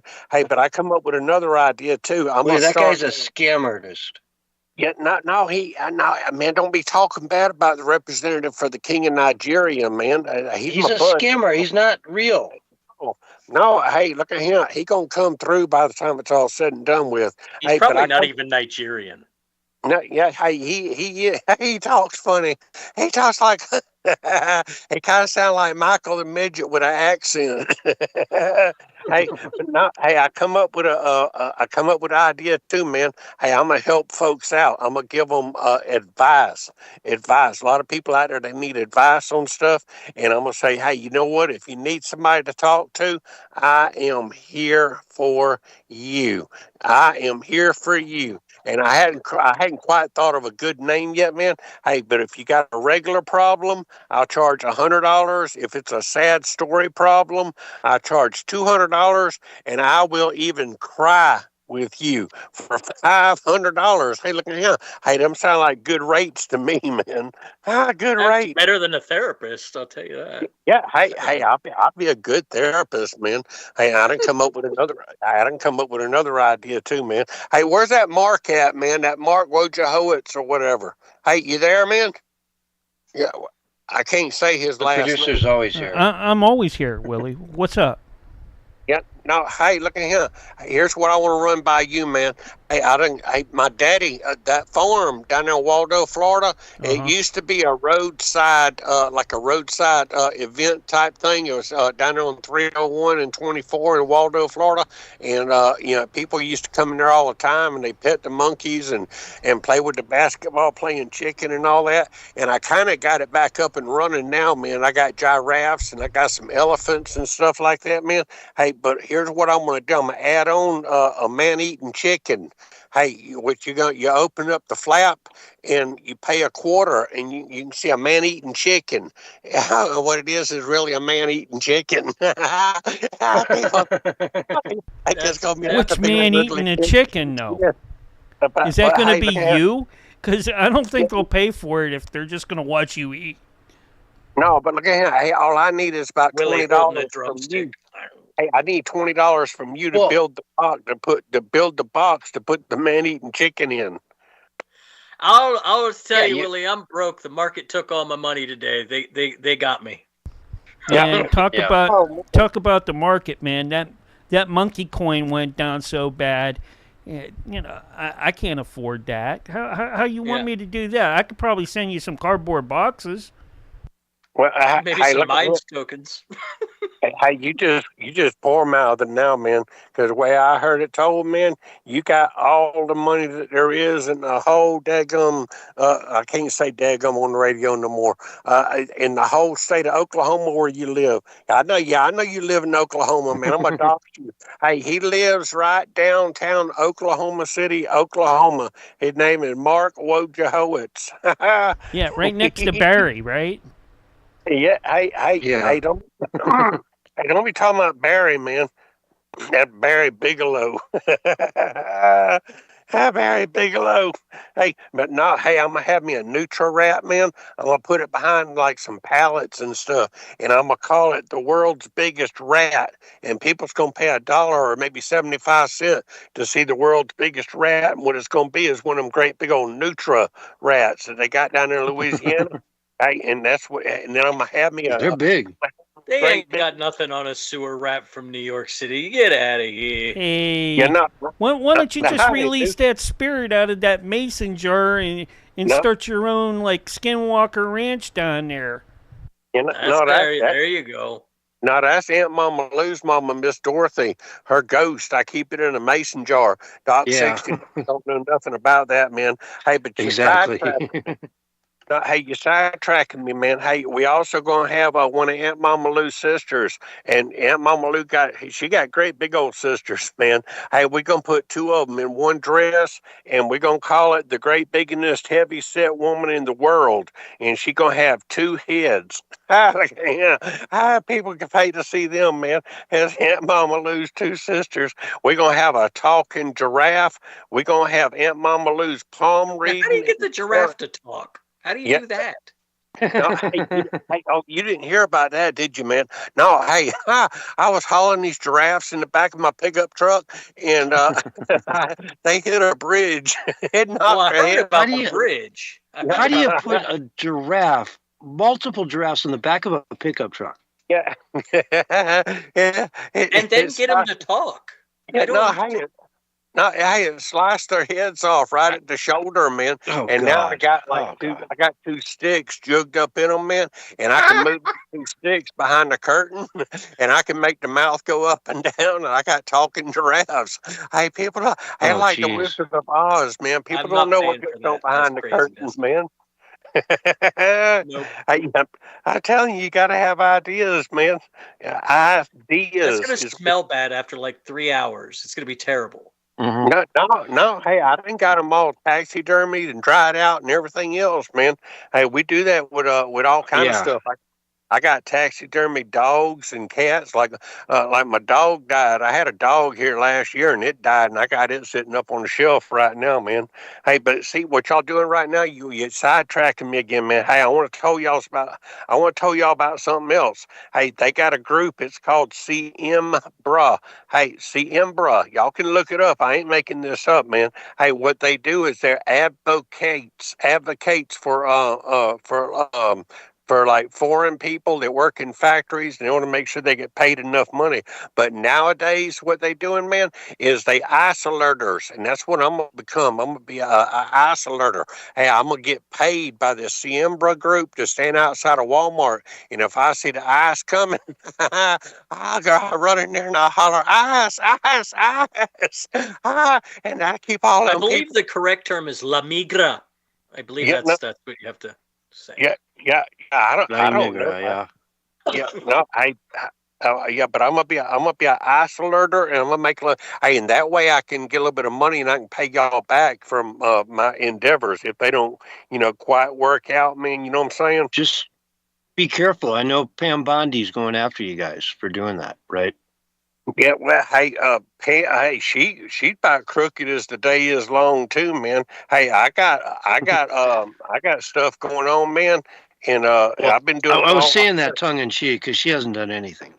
Wait, no, yeah. Hey, she got $2 billion airplanes that she rides around on, man. Yeah, and she's been on Fox News like a dozen times. What do you mean she hasn't done anything? Oh yeah, right. Yeah, hey, she like Trump, man. She making money left and right by the time it's all said and done with, man. Hey, and I've been doing some research rising, man. There's a group called ProPublica Investigation, and they have documented all the American citizens that have been arrested and detained by ICE, man. Look at him. Hey, and they can get away with it too.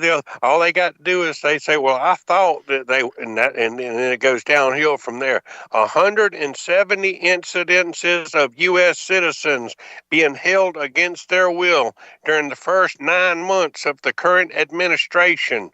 Hey, and that is not an incomplete tally, man. Hey, y'all can Googleize it. I ain't making it up. Hey, this is called Seems like a fair, some people are going to get mixed up, but they're all.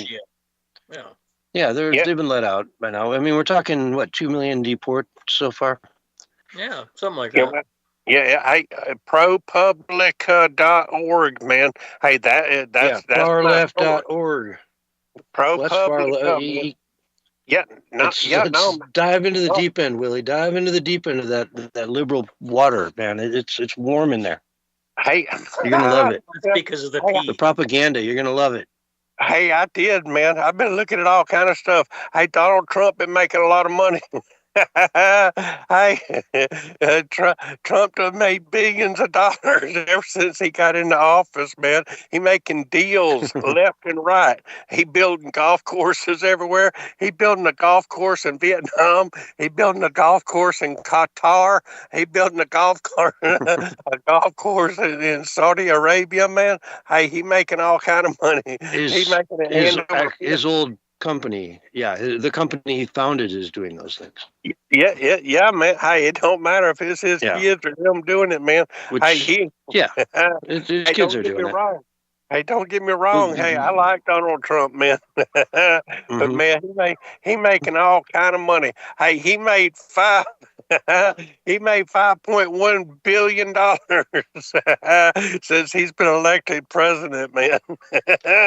I ain't joking. I was told confidently by Cenk Uygur that he was, bankrupt and broke. So anyway, folks, we are out of time for the Willie segment of the show.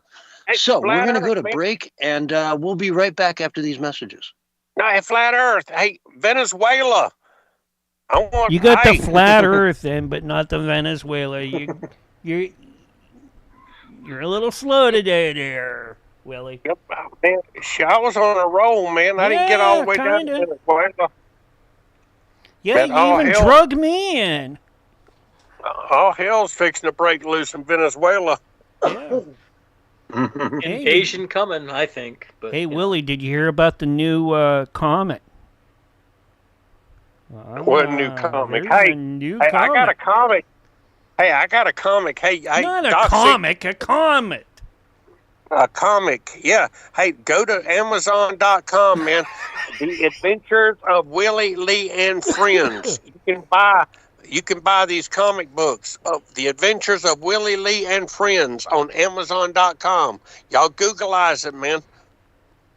It's yeah, so they're pretty good. It's so good that everybody on staff got one. All right, so yeah, Willie sent us out last year for Christmas. Rounds to everybody, and I loved it. I actually had to buy my own because Willie's too cheap to send to me. I don't know. That's not like Willie. I had a package in the mail. It said it was COD, cash on delivery, in it. I'm like, it had Willie's name on it. I'm like, oh no, I don't know. Willie. I'm not sure if I should open this. So I sent it back. No, it was COD, man, COD. COD, cash on delivery. He was sending you fish. Yeah, right. When did you start raising fish? I know you have catfish, but not cod. Yeah, no, it's some of that falafel that Saul Good sent, man. Right. Off the island, right? Yeah. Hey, I wanted to talk about how birds. I wanted to talk about how birds are not real. You want to bring them back? You want to bring them back for the next part, then? No. Oh God. No, man. No, birds aren't real. That's so old, but it's still funny, I think. It's a great. There's good stuff to talk about here. I don't know, Willie. No, I'm gonna go ahead and get out of here, man. I appreciate you guys. They're all robots. We appreciate you, buddy. Yeah. That's the fastest 24 minutes in radio. Tell me about it. Oh yeah.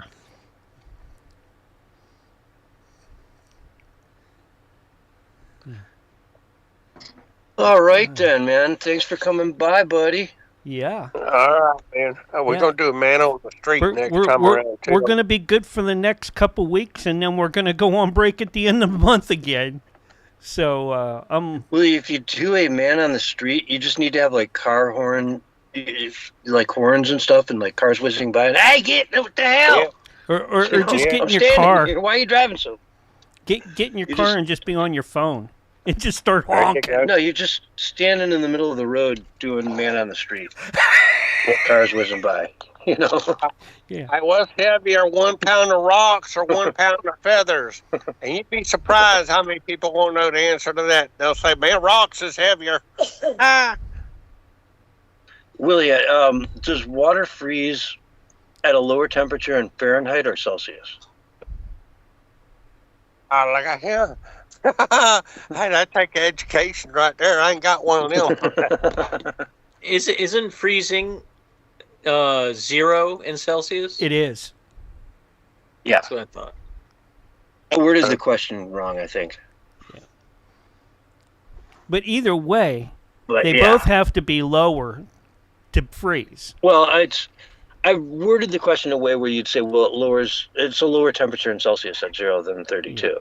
Yeah. But what I meant to say, I don't know. I'd have to think through how to word that perfectly. Hey, Willie, before you go, who was buried in Grant's tomb? Jimmy Carter. There you go. And here's your countdown. 5, 4, 3, 2, 1, and you are back live and on the radio side. Right? Wait for it. Now. Hello, everyone, and welcome back to Hour 2 of the Censorship Sucks Roundtable Radio Show, Sunday night edition for November 30th, 2025. And we're diving into all the news here with our good buddy Doc 420 in the house. What's up, Doc? Not too much. Had a good little chat there with Willie. I love talking to Willie. He's so funny. Makes me laugh. Yeah, he's a character, isn't he? Yeah. You know, I figure it's, we do a lot of serious news, but I do 4 hours every week. And I love giving, 25 minutes of those to Willie because he's just a great way to wrap up Sunday night and kind of put a smile on everyone's face, getting ready for tomorrow and diving into Monday, the dreaded Monday, back to reality, back to life.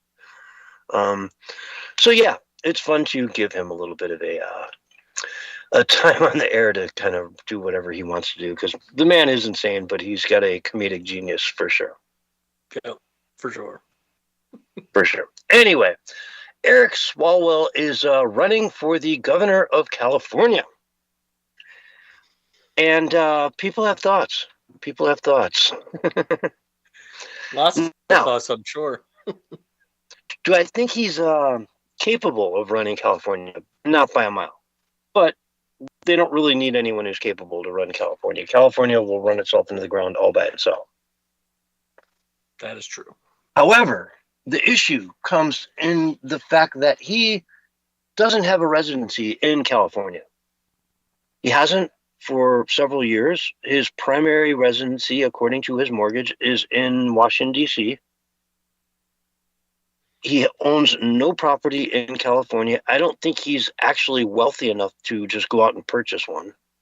Right? I think the guy, to his credit, is not like insider trading, not doing all the dirty stuff that gets you fat rich in Washington. And, obviously to just slap down a house in California, you need, I don't know, like at least 100 grand land around, right? Minimum. Yeah. And to boot, the California Constitution says you need to be a resident continuously for 5 years minimum to be the governor of California. And he in no way, shape, or form meets that criteria. And there have been all kinds of, complaints filed, whatnot. Will California step up and say, dude, you don't even live here. Yeah, you're a congressman from California, but you don't live here. And, even running again for Congress might be questionable at this point. Governor? No, thank you. Or will they just look the other way and let him go? I don't know. This is a tough one because, it's clear that brand of Democrat, the swamp Democrat, is completely hated right now. That is very clear. But it's also very left-leaning California who's, they have a communist running Los Angeles County. So it's hard to tell. I'm more curious if his corruption will end up causing him problems from other Democratic candidates exposing him, because he's been pretty well tied to Fang Fang and China for quite a while, and he seems to be one of the biggest liars and complainers on Capitol Hill as far as the Democratic uniparty machine goes. So I don't know if maybe a Democratic socialist might beat him out in the primaries. I could see something he's like not, that happening. Yeah, he's not radical enough. Yeah, he's not left enough. Yeah. And think about that, folks. This is a guy who's been right there at the center of every conspiracy against Donald Trump. He's lied about all of it. Lied. He's the mouthpiece for the left lies. So CNN and MSNBC, so they can go on and say, hey, it's true because we had Eric Swalwell on, a congressman from California who assured us this was true. Right. Sorry. Well, him and Schumer and AOC are basic. They're the mouthpieces. They're the one that are on every ABC, NBC, CBS, Fox. They're on Twitter all the time. They're on Instagram all the time. They are the mouthpieces. And I tend to think that actually is as a negative, even for the left, in this country right now. So I that's my only question. I don't think he's got any competition from the right. I don't think anybody Republican has got a real chance in California, not with the election system the way it is there. So it'll be, I would imagine, a far left candidate if anybody beats him out. But technically, I don't know. They might have one conservative judge. They might have one conservative judge that upholds the rule. But I mean, technically, he doesn't even live there. Yeah. What's he doing running? You got to live there for 5 years. He hasn't lived there in several years. And yeah, he's a congressman. Maybe that counts as residency. I don't know. They cheat so much. Who knows? And I'll tell you, a lot of people are getting caught up on this whole thing of getting home mortgages in Washington, D.C. and claiming that as their primary residency so they can pay lower rates on it. Yeah. And it's coming back to haunt them time and time again as they try to, like, I mean, what Letitia James did it, Yep. Adam Schiff for Brains. Yep. Did it, Now we got Swalwell doing it. It goes on and on and on. I bet you if you look deep enough, you're going to find AOC has no residency in New York to speak of. I'm pretty sure that's actually true. I'm pretty sure people have looked into that. Yeah, it goes down the list. I mean, Rashida Tlaib, sure, you can get a place in Dearborn for probably, $100 a month. Fine. Easy enough. But a lot of people are going to go down on this because really you can't, milk the system like this. You're just milking the system. You don't live there.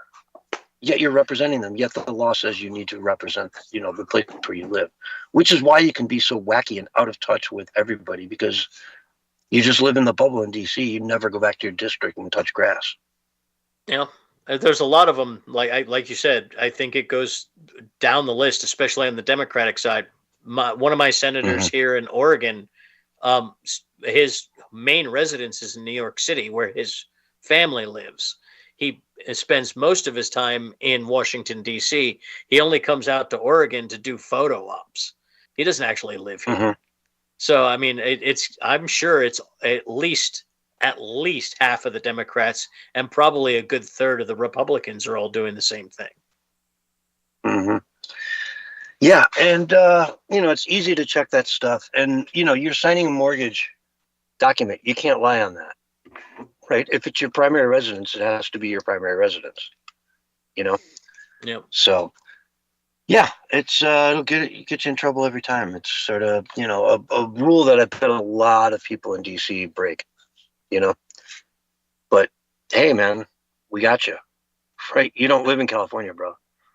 Hopefully that keeps him out of the race. That would be great for California if that keeps him from getting deep into the race. Yeah. Gosh, you got to be a natural born citizen to run for president and be president of the United States, right? Right. Yet we had Ted Cruz, born in Canada, a Canadian, was the runner behind Donald Trump in 2016. He'd love to be president, but I don't think he's eligible. Nothing against the guy. I love the guy, but I'd vote for him in a heartbeat if he was eligible to be the president, but I don't think he is eligible. There's a lot of Barack Obama, natural born citizen. When I was in school, I was taught that means that you are born here in the United States to two parents who are both citizens. And that made a lot of sense. Yeah. Were you taught that? Well, just with one caveat that military bases abroad were considered American territory.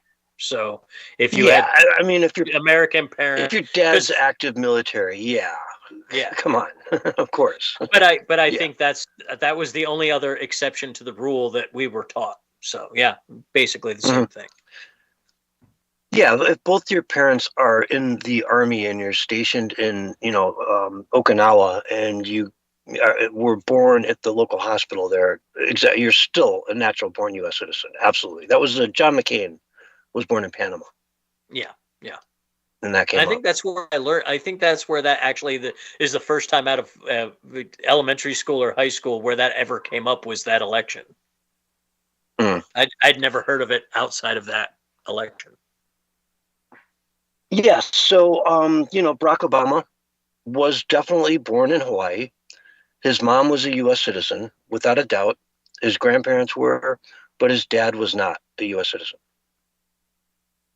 So, it's like with Meghan Merkel and Prince William or whatever his name is. Yeah.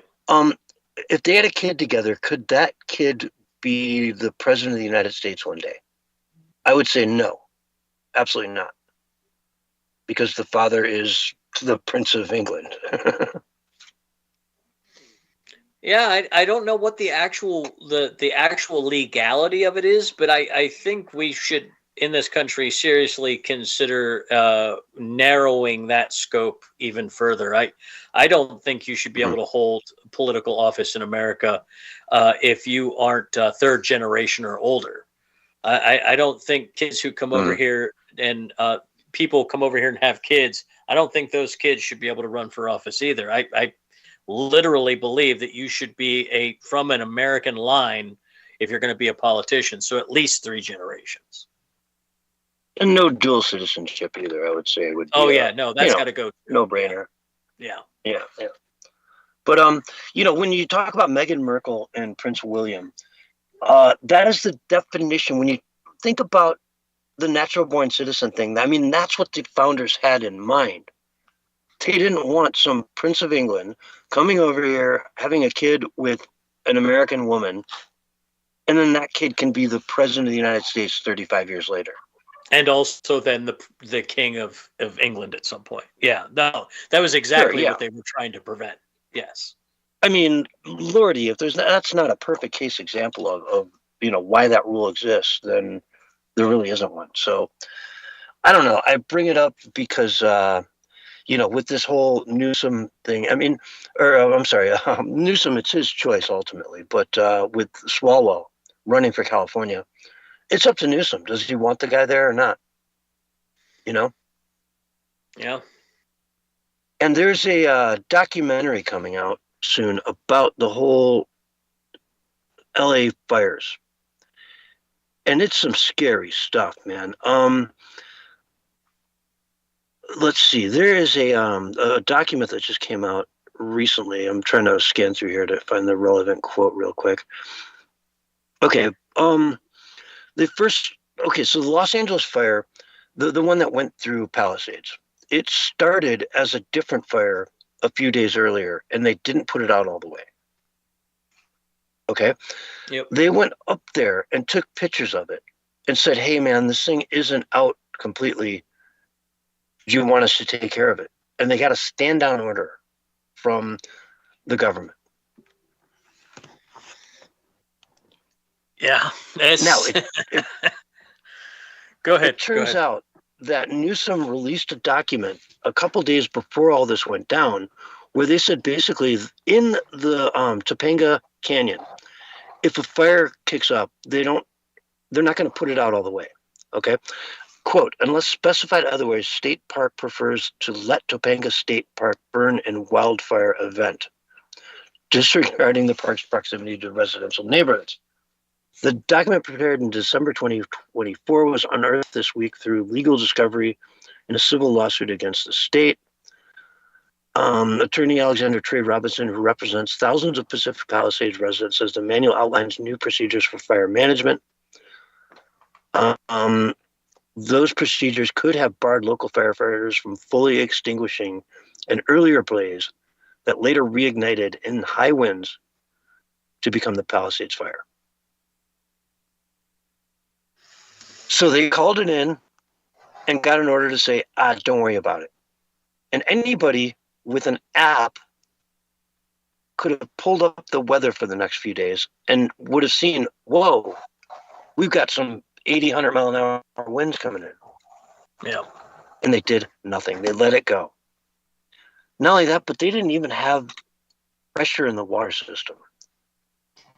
They opened up the fire hydrants and it was nothing. It was just no water.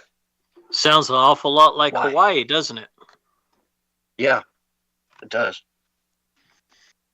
Yeah, I don't know, man. At first with a lot of these fires things, I didn't think they were necessarily all that conspiratorial. But the more that I learned about the Hawaii fire and the more I learned about the LA fire after the facts, the more I kind of leaned towards like they were setting these places up for this to happen. They knew it was going to happen eventually, and they were just setting things up for it to completely wipe out these housing developments, so they could take the land and build their brand new, what is it called? What do they call it? The 15-minute housing. cities.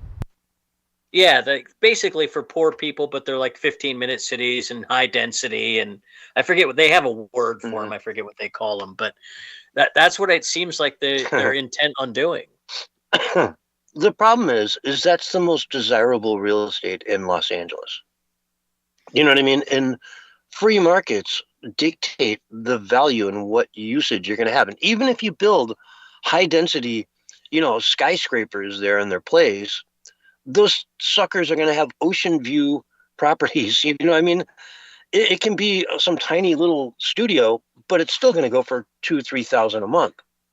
That building's going to be infinite, like money source forever. No matter what you're thinking, you're just going to put like homeless people in it. No.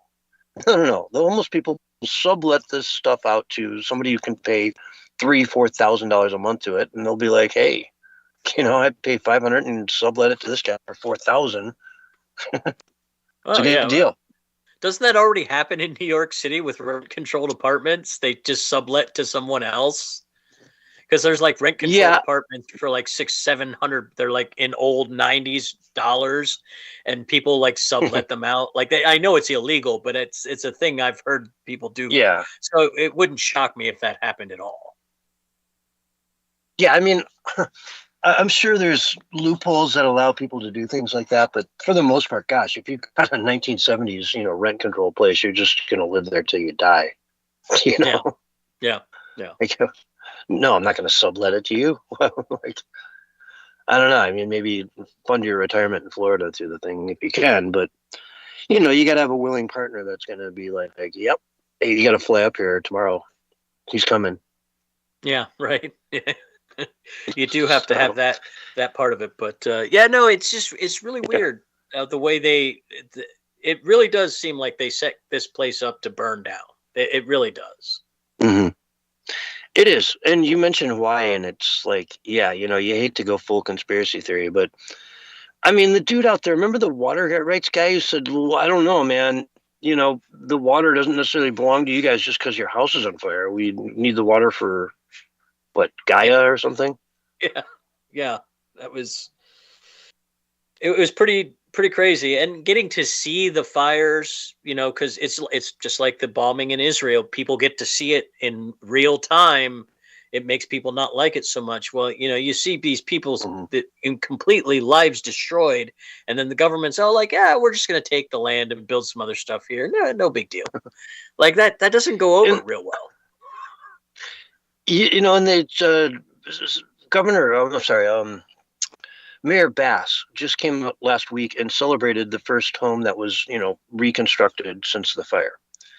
But this was a project that already had all the permits and everything before the fire. You know what I mean? Yeah. So it had it was a building that was built in that area. Fine, I'll give you that. But you can't take credit. There has not been a single home rebuilt since the fire. In a sane, rational, free country, you know what I mean? A capitalist city like Los Angeles, there would be so much construction going on right now, it would be ridiculous. There'd be people finishing up $10, $20, $30 million homes left and right on a daily basis that they can't even live in right now because there's so much construction. It's crazy. You know what I mean? Like, it's just you can't be there from 9 to 5 any workday.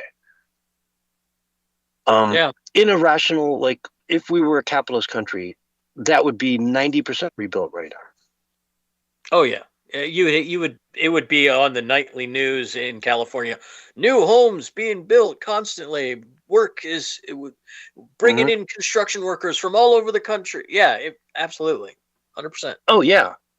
I mean, I saw that when it happened, and I was like, man, if you're a construction worker, dude, get out to LA. It's going to be like free money out there for the next year or two. But no, there's nothing. Not with the communists in charge. Exactly. If you left Texas to go out there because you thought it was going to be like, a heaven for rebuilding and remodeling and, all this stuff, and no, you got nothing. You're out there. I mean, there's plenty of work to be had in California, don't get me wrong, as a construction worker, but not in Palisades, not in Altadena, which is sad and sickening, really, if you think about it. Very much so. But it's, one of those things. You just anyway, sad and sickening. Go ahead, finish your thought. No, I was just saying, you can't really fathom how just gross and incompetent these communists in California are. Or are they confident? Are they like crazy like a fox? Are they really getting it done when they don't let this, come back? Could be. Squeeze everybody out. Their biggest asset is now just a burnt down lot. But it's worth millions potentially someday in the future, a decade from now. Yeah. Sad thing. Very much so. And the insurance money is like California is just going bankrupt. It's just a bad thing. But anyway, we were talking about sick and disgusting. So let's go to Campbell's Soup. I heard about this. Have you seen this story? Yeah. Yeah, one of their VPs of like, I want to say marketing or something, was caught saying that we have crap for blanking poor people who buy our crap. He didn't say crap, but I'm just being nice for the radio. He said, I don't buy Campbell's products barely anymore. It's not healthy now that I know what the blank is in it. He talks about food that is just processed meat, like not real meat, but like lab grown meat that comes out of a 3D printer, and how he just makes food for really, really poor people and yada, yada, yada. And it's all caught on tape. And it's just such a black eye for Campbell's Soup, which, is just it's not a meal. You don't buy soup as a meal. A Campbell's Soup is nothing. It's like a side that goes good with, grilled cheese toast. Right. You dip it in it and you're good to go. It's got no calories. There's no nutritional, but still, I buy it. I like Campbell's Soup. And yet this guy now kind of makes me rethink the whole thing. I don't know. What's you? I haven't bought Campbell Soup products in quite a long time. Once I figured out how to make my own soups, I kind of like making soup, so I don't really buy canned soups. But I tell you this much: if Campbell's doesn't get the Bud Light treatment, the Target treatment after this, it's clear that people don't care about good food. Like yeah. I mean, if this doesn't convince you to not eat this kind of garbage food on a regular basis, nothing will. But, there's good food out there that you can choose. You don't have to buy Campbell's. There's other products. I would suggest doing so because he's right. They make that food for poor people and they make it as cheap as possible. Unfortunately. Didn't used to be that way, but that's the way it is now. Yeah, and I like to think again, Thanksgiving, you make the bean casserole, you got to put the Campbell's, chicken noodle soup over the beans with the French onion, over the top. Yeah, if you're using it to cook with, fine, absolutely. But it's not something you should be eating every day, for sure. No, yeah, well, yeah, exactly. But got a few minutes left here. Let's talk about this massive fire in this complex in China, in Hong Kong, right? About 100 dead. Basically, they had bamboo scaffolding up the sides of these buildings, like 6 buildings, all kind of one complex. And the scaffolding went up, and it went from one building to the next to the next. I'm counting 1, 2, 3, 4, 5 buildings here, and they're all just scarred. It was massive. Just I a saw terrible the videos. tragedy. Yeah, huge fire. I mean, it reminded me of the London. There was that tower in London that Yep. caught on fire years and years ago. It reminded me of that. Mhm. You know, funny thing about that, none of those buildings fell down. That's pretty crazy, huh? 'Cause I thought that was wild. You know, this whole building catches on Yeah. fire and it didn't fall down. Yeah, okay, we can go there. I'm just saying. But no, it's super tragedy, and apparently this was illegal. Like what they were doing, this was like they outlawed the practice of using these bamboo scaffoldings a long time ago, and these guys were just cutting Wow. corners and doing it anyway. Interesting.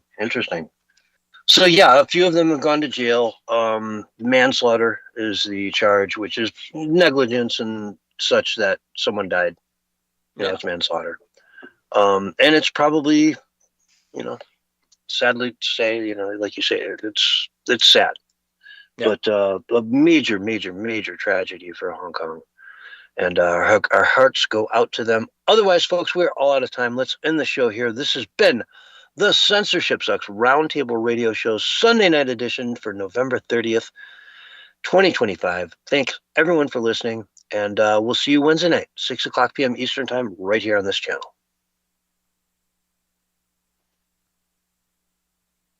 Great show, guys. I don't Excellent. know. I forgot to plug your social media, Doc.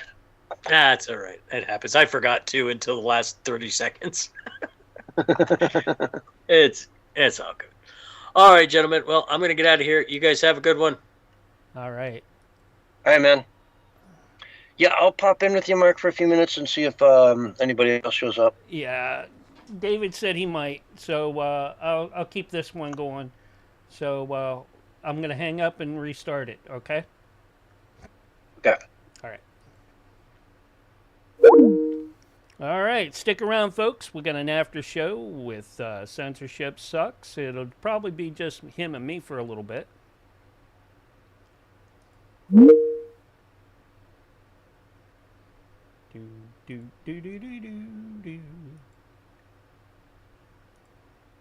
Bringing in the people.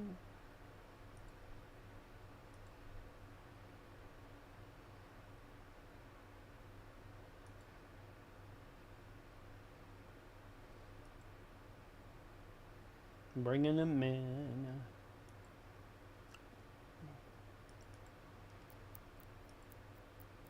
All right. Oh, there's the hug boy. Hug boy. Yeah, I told you never to call me at the office. Ha ha ha ha. Ha ha ha ha ha ha.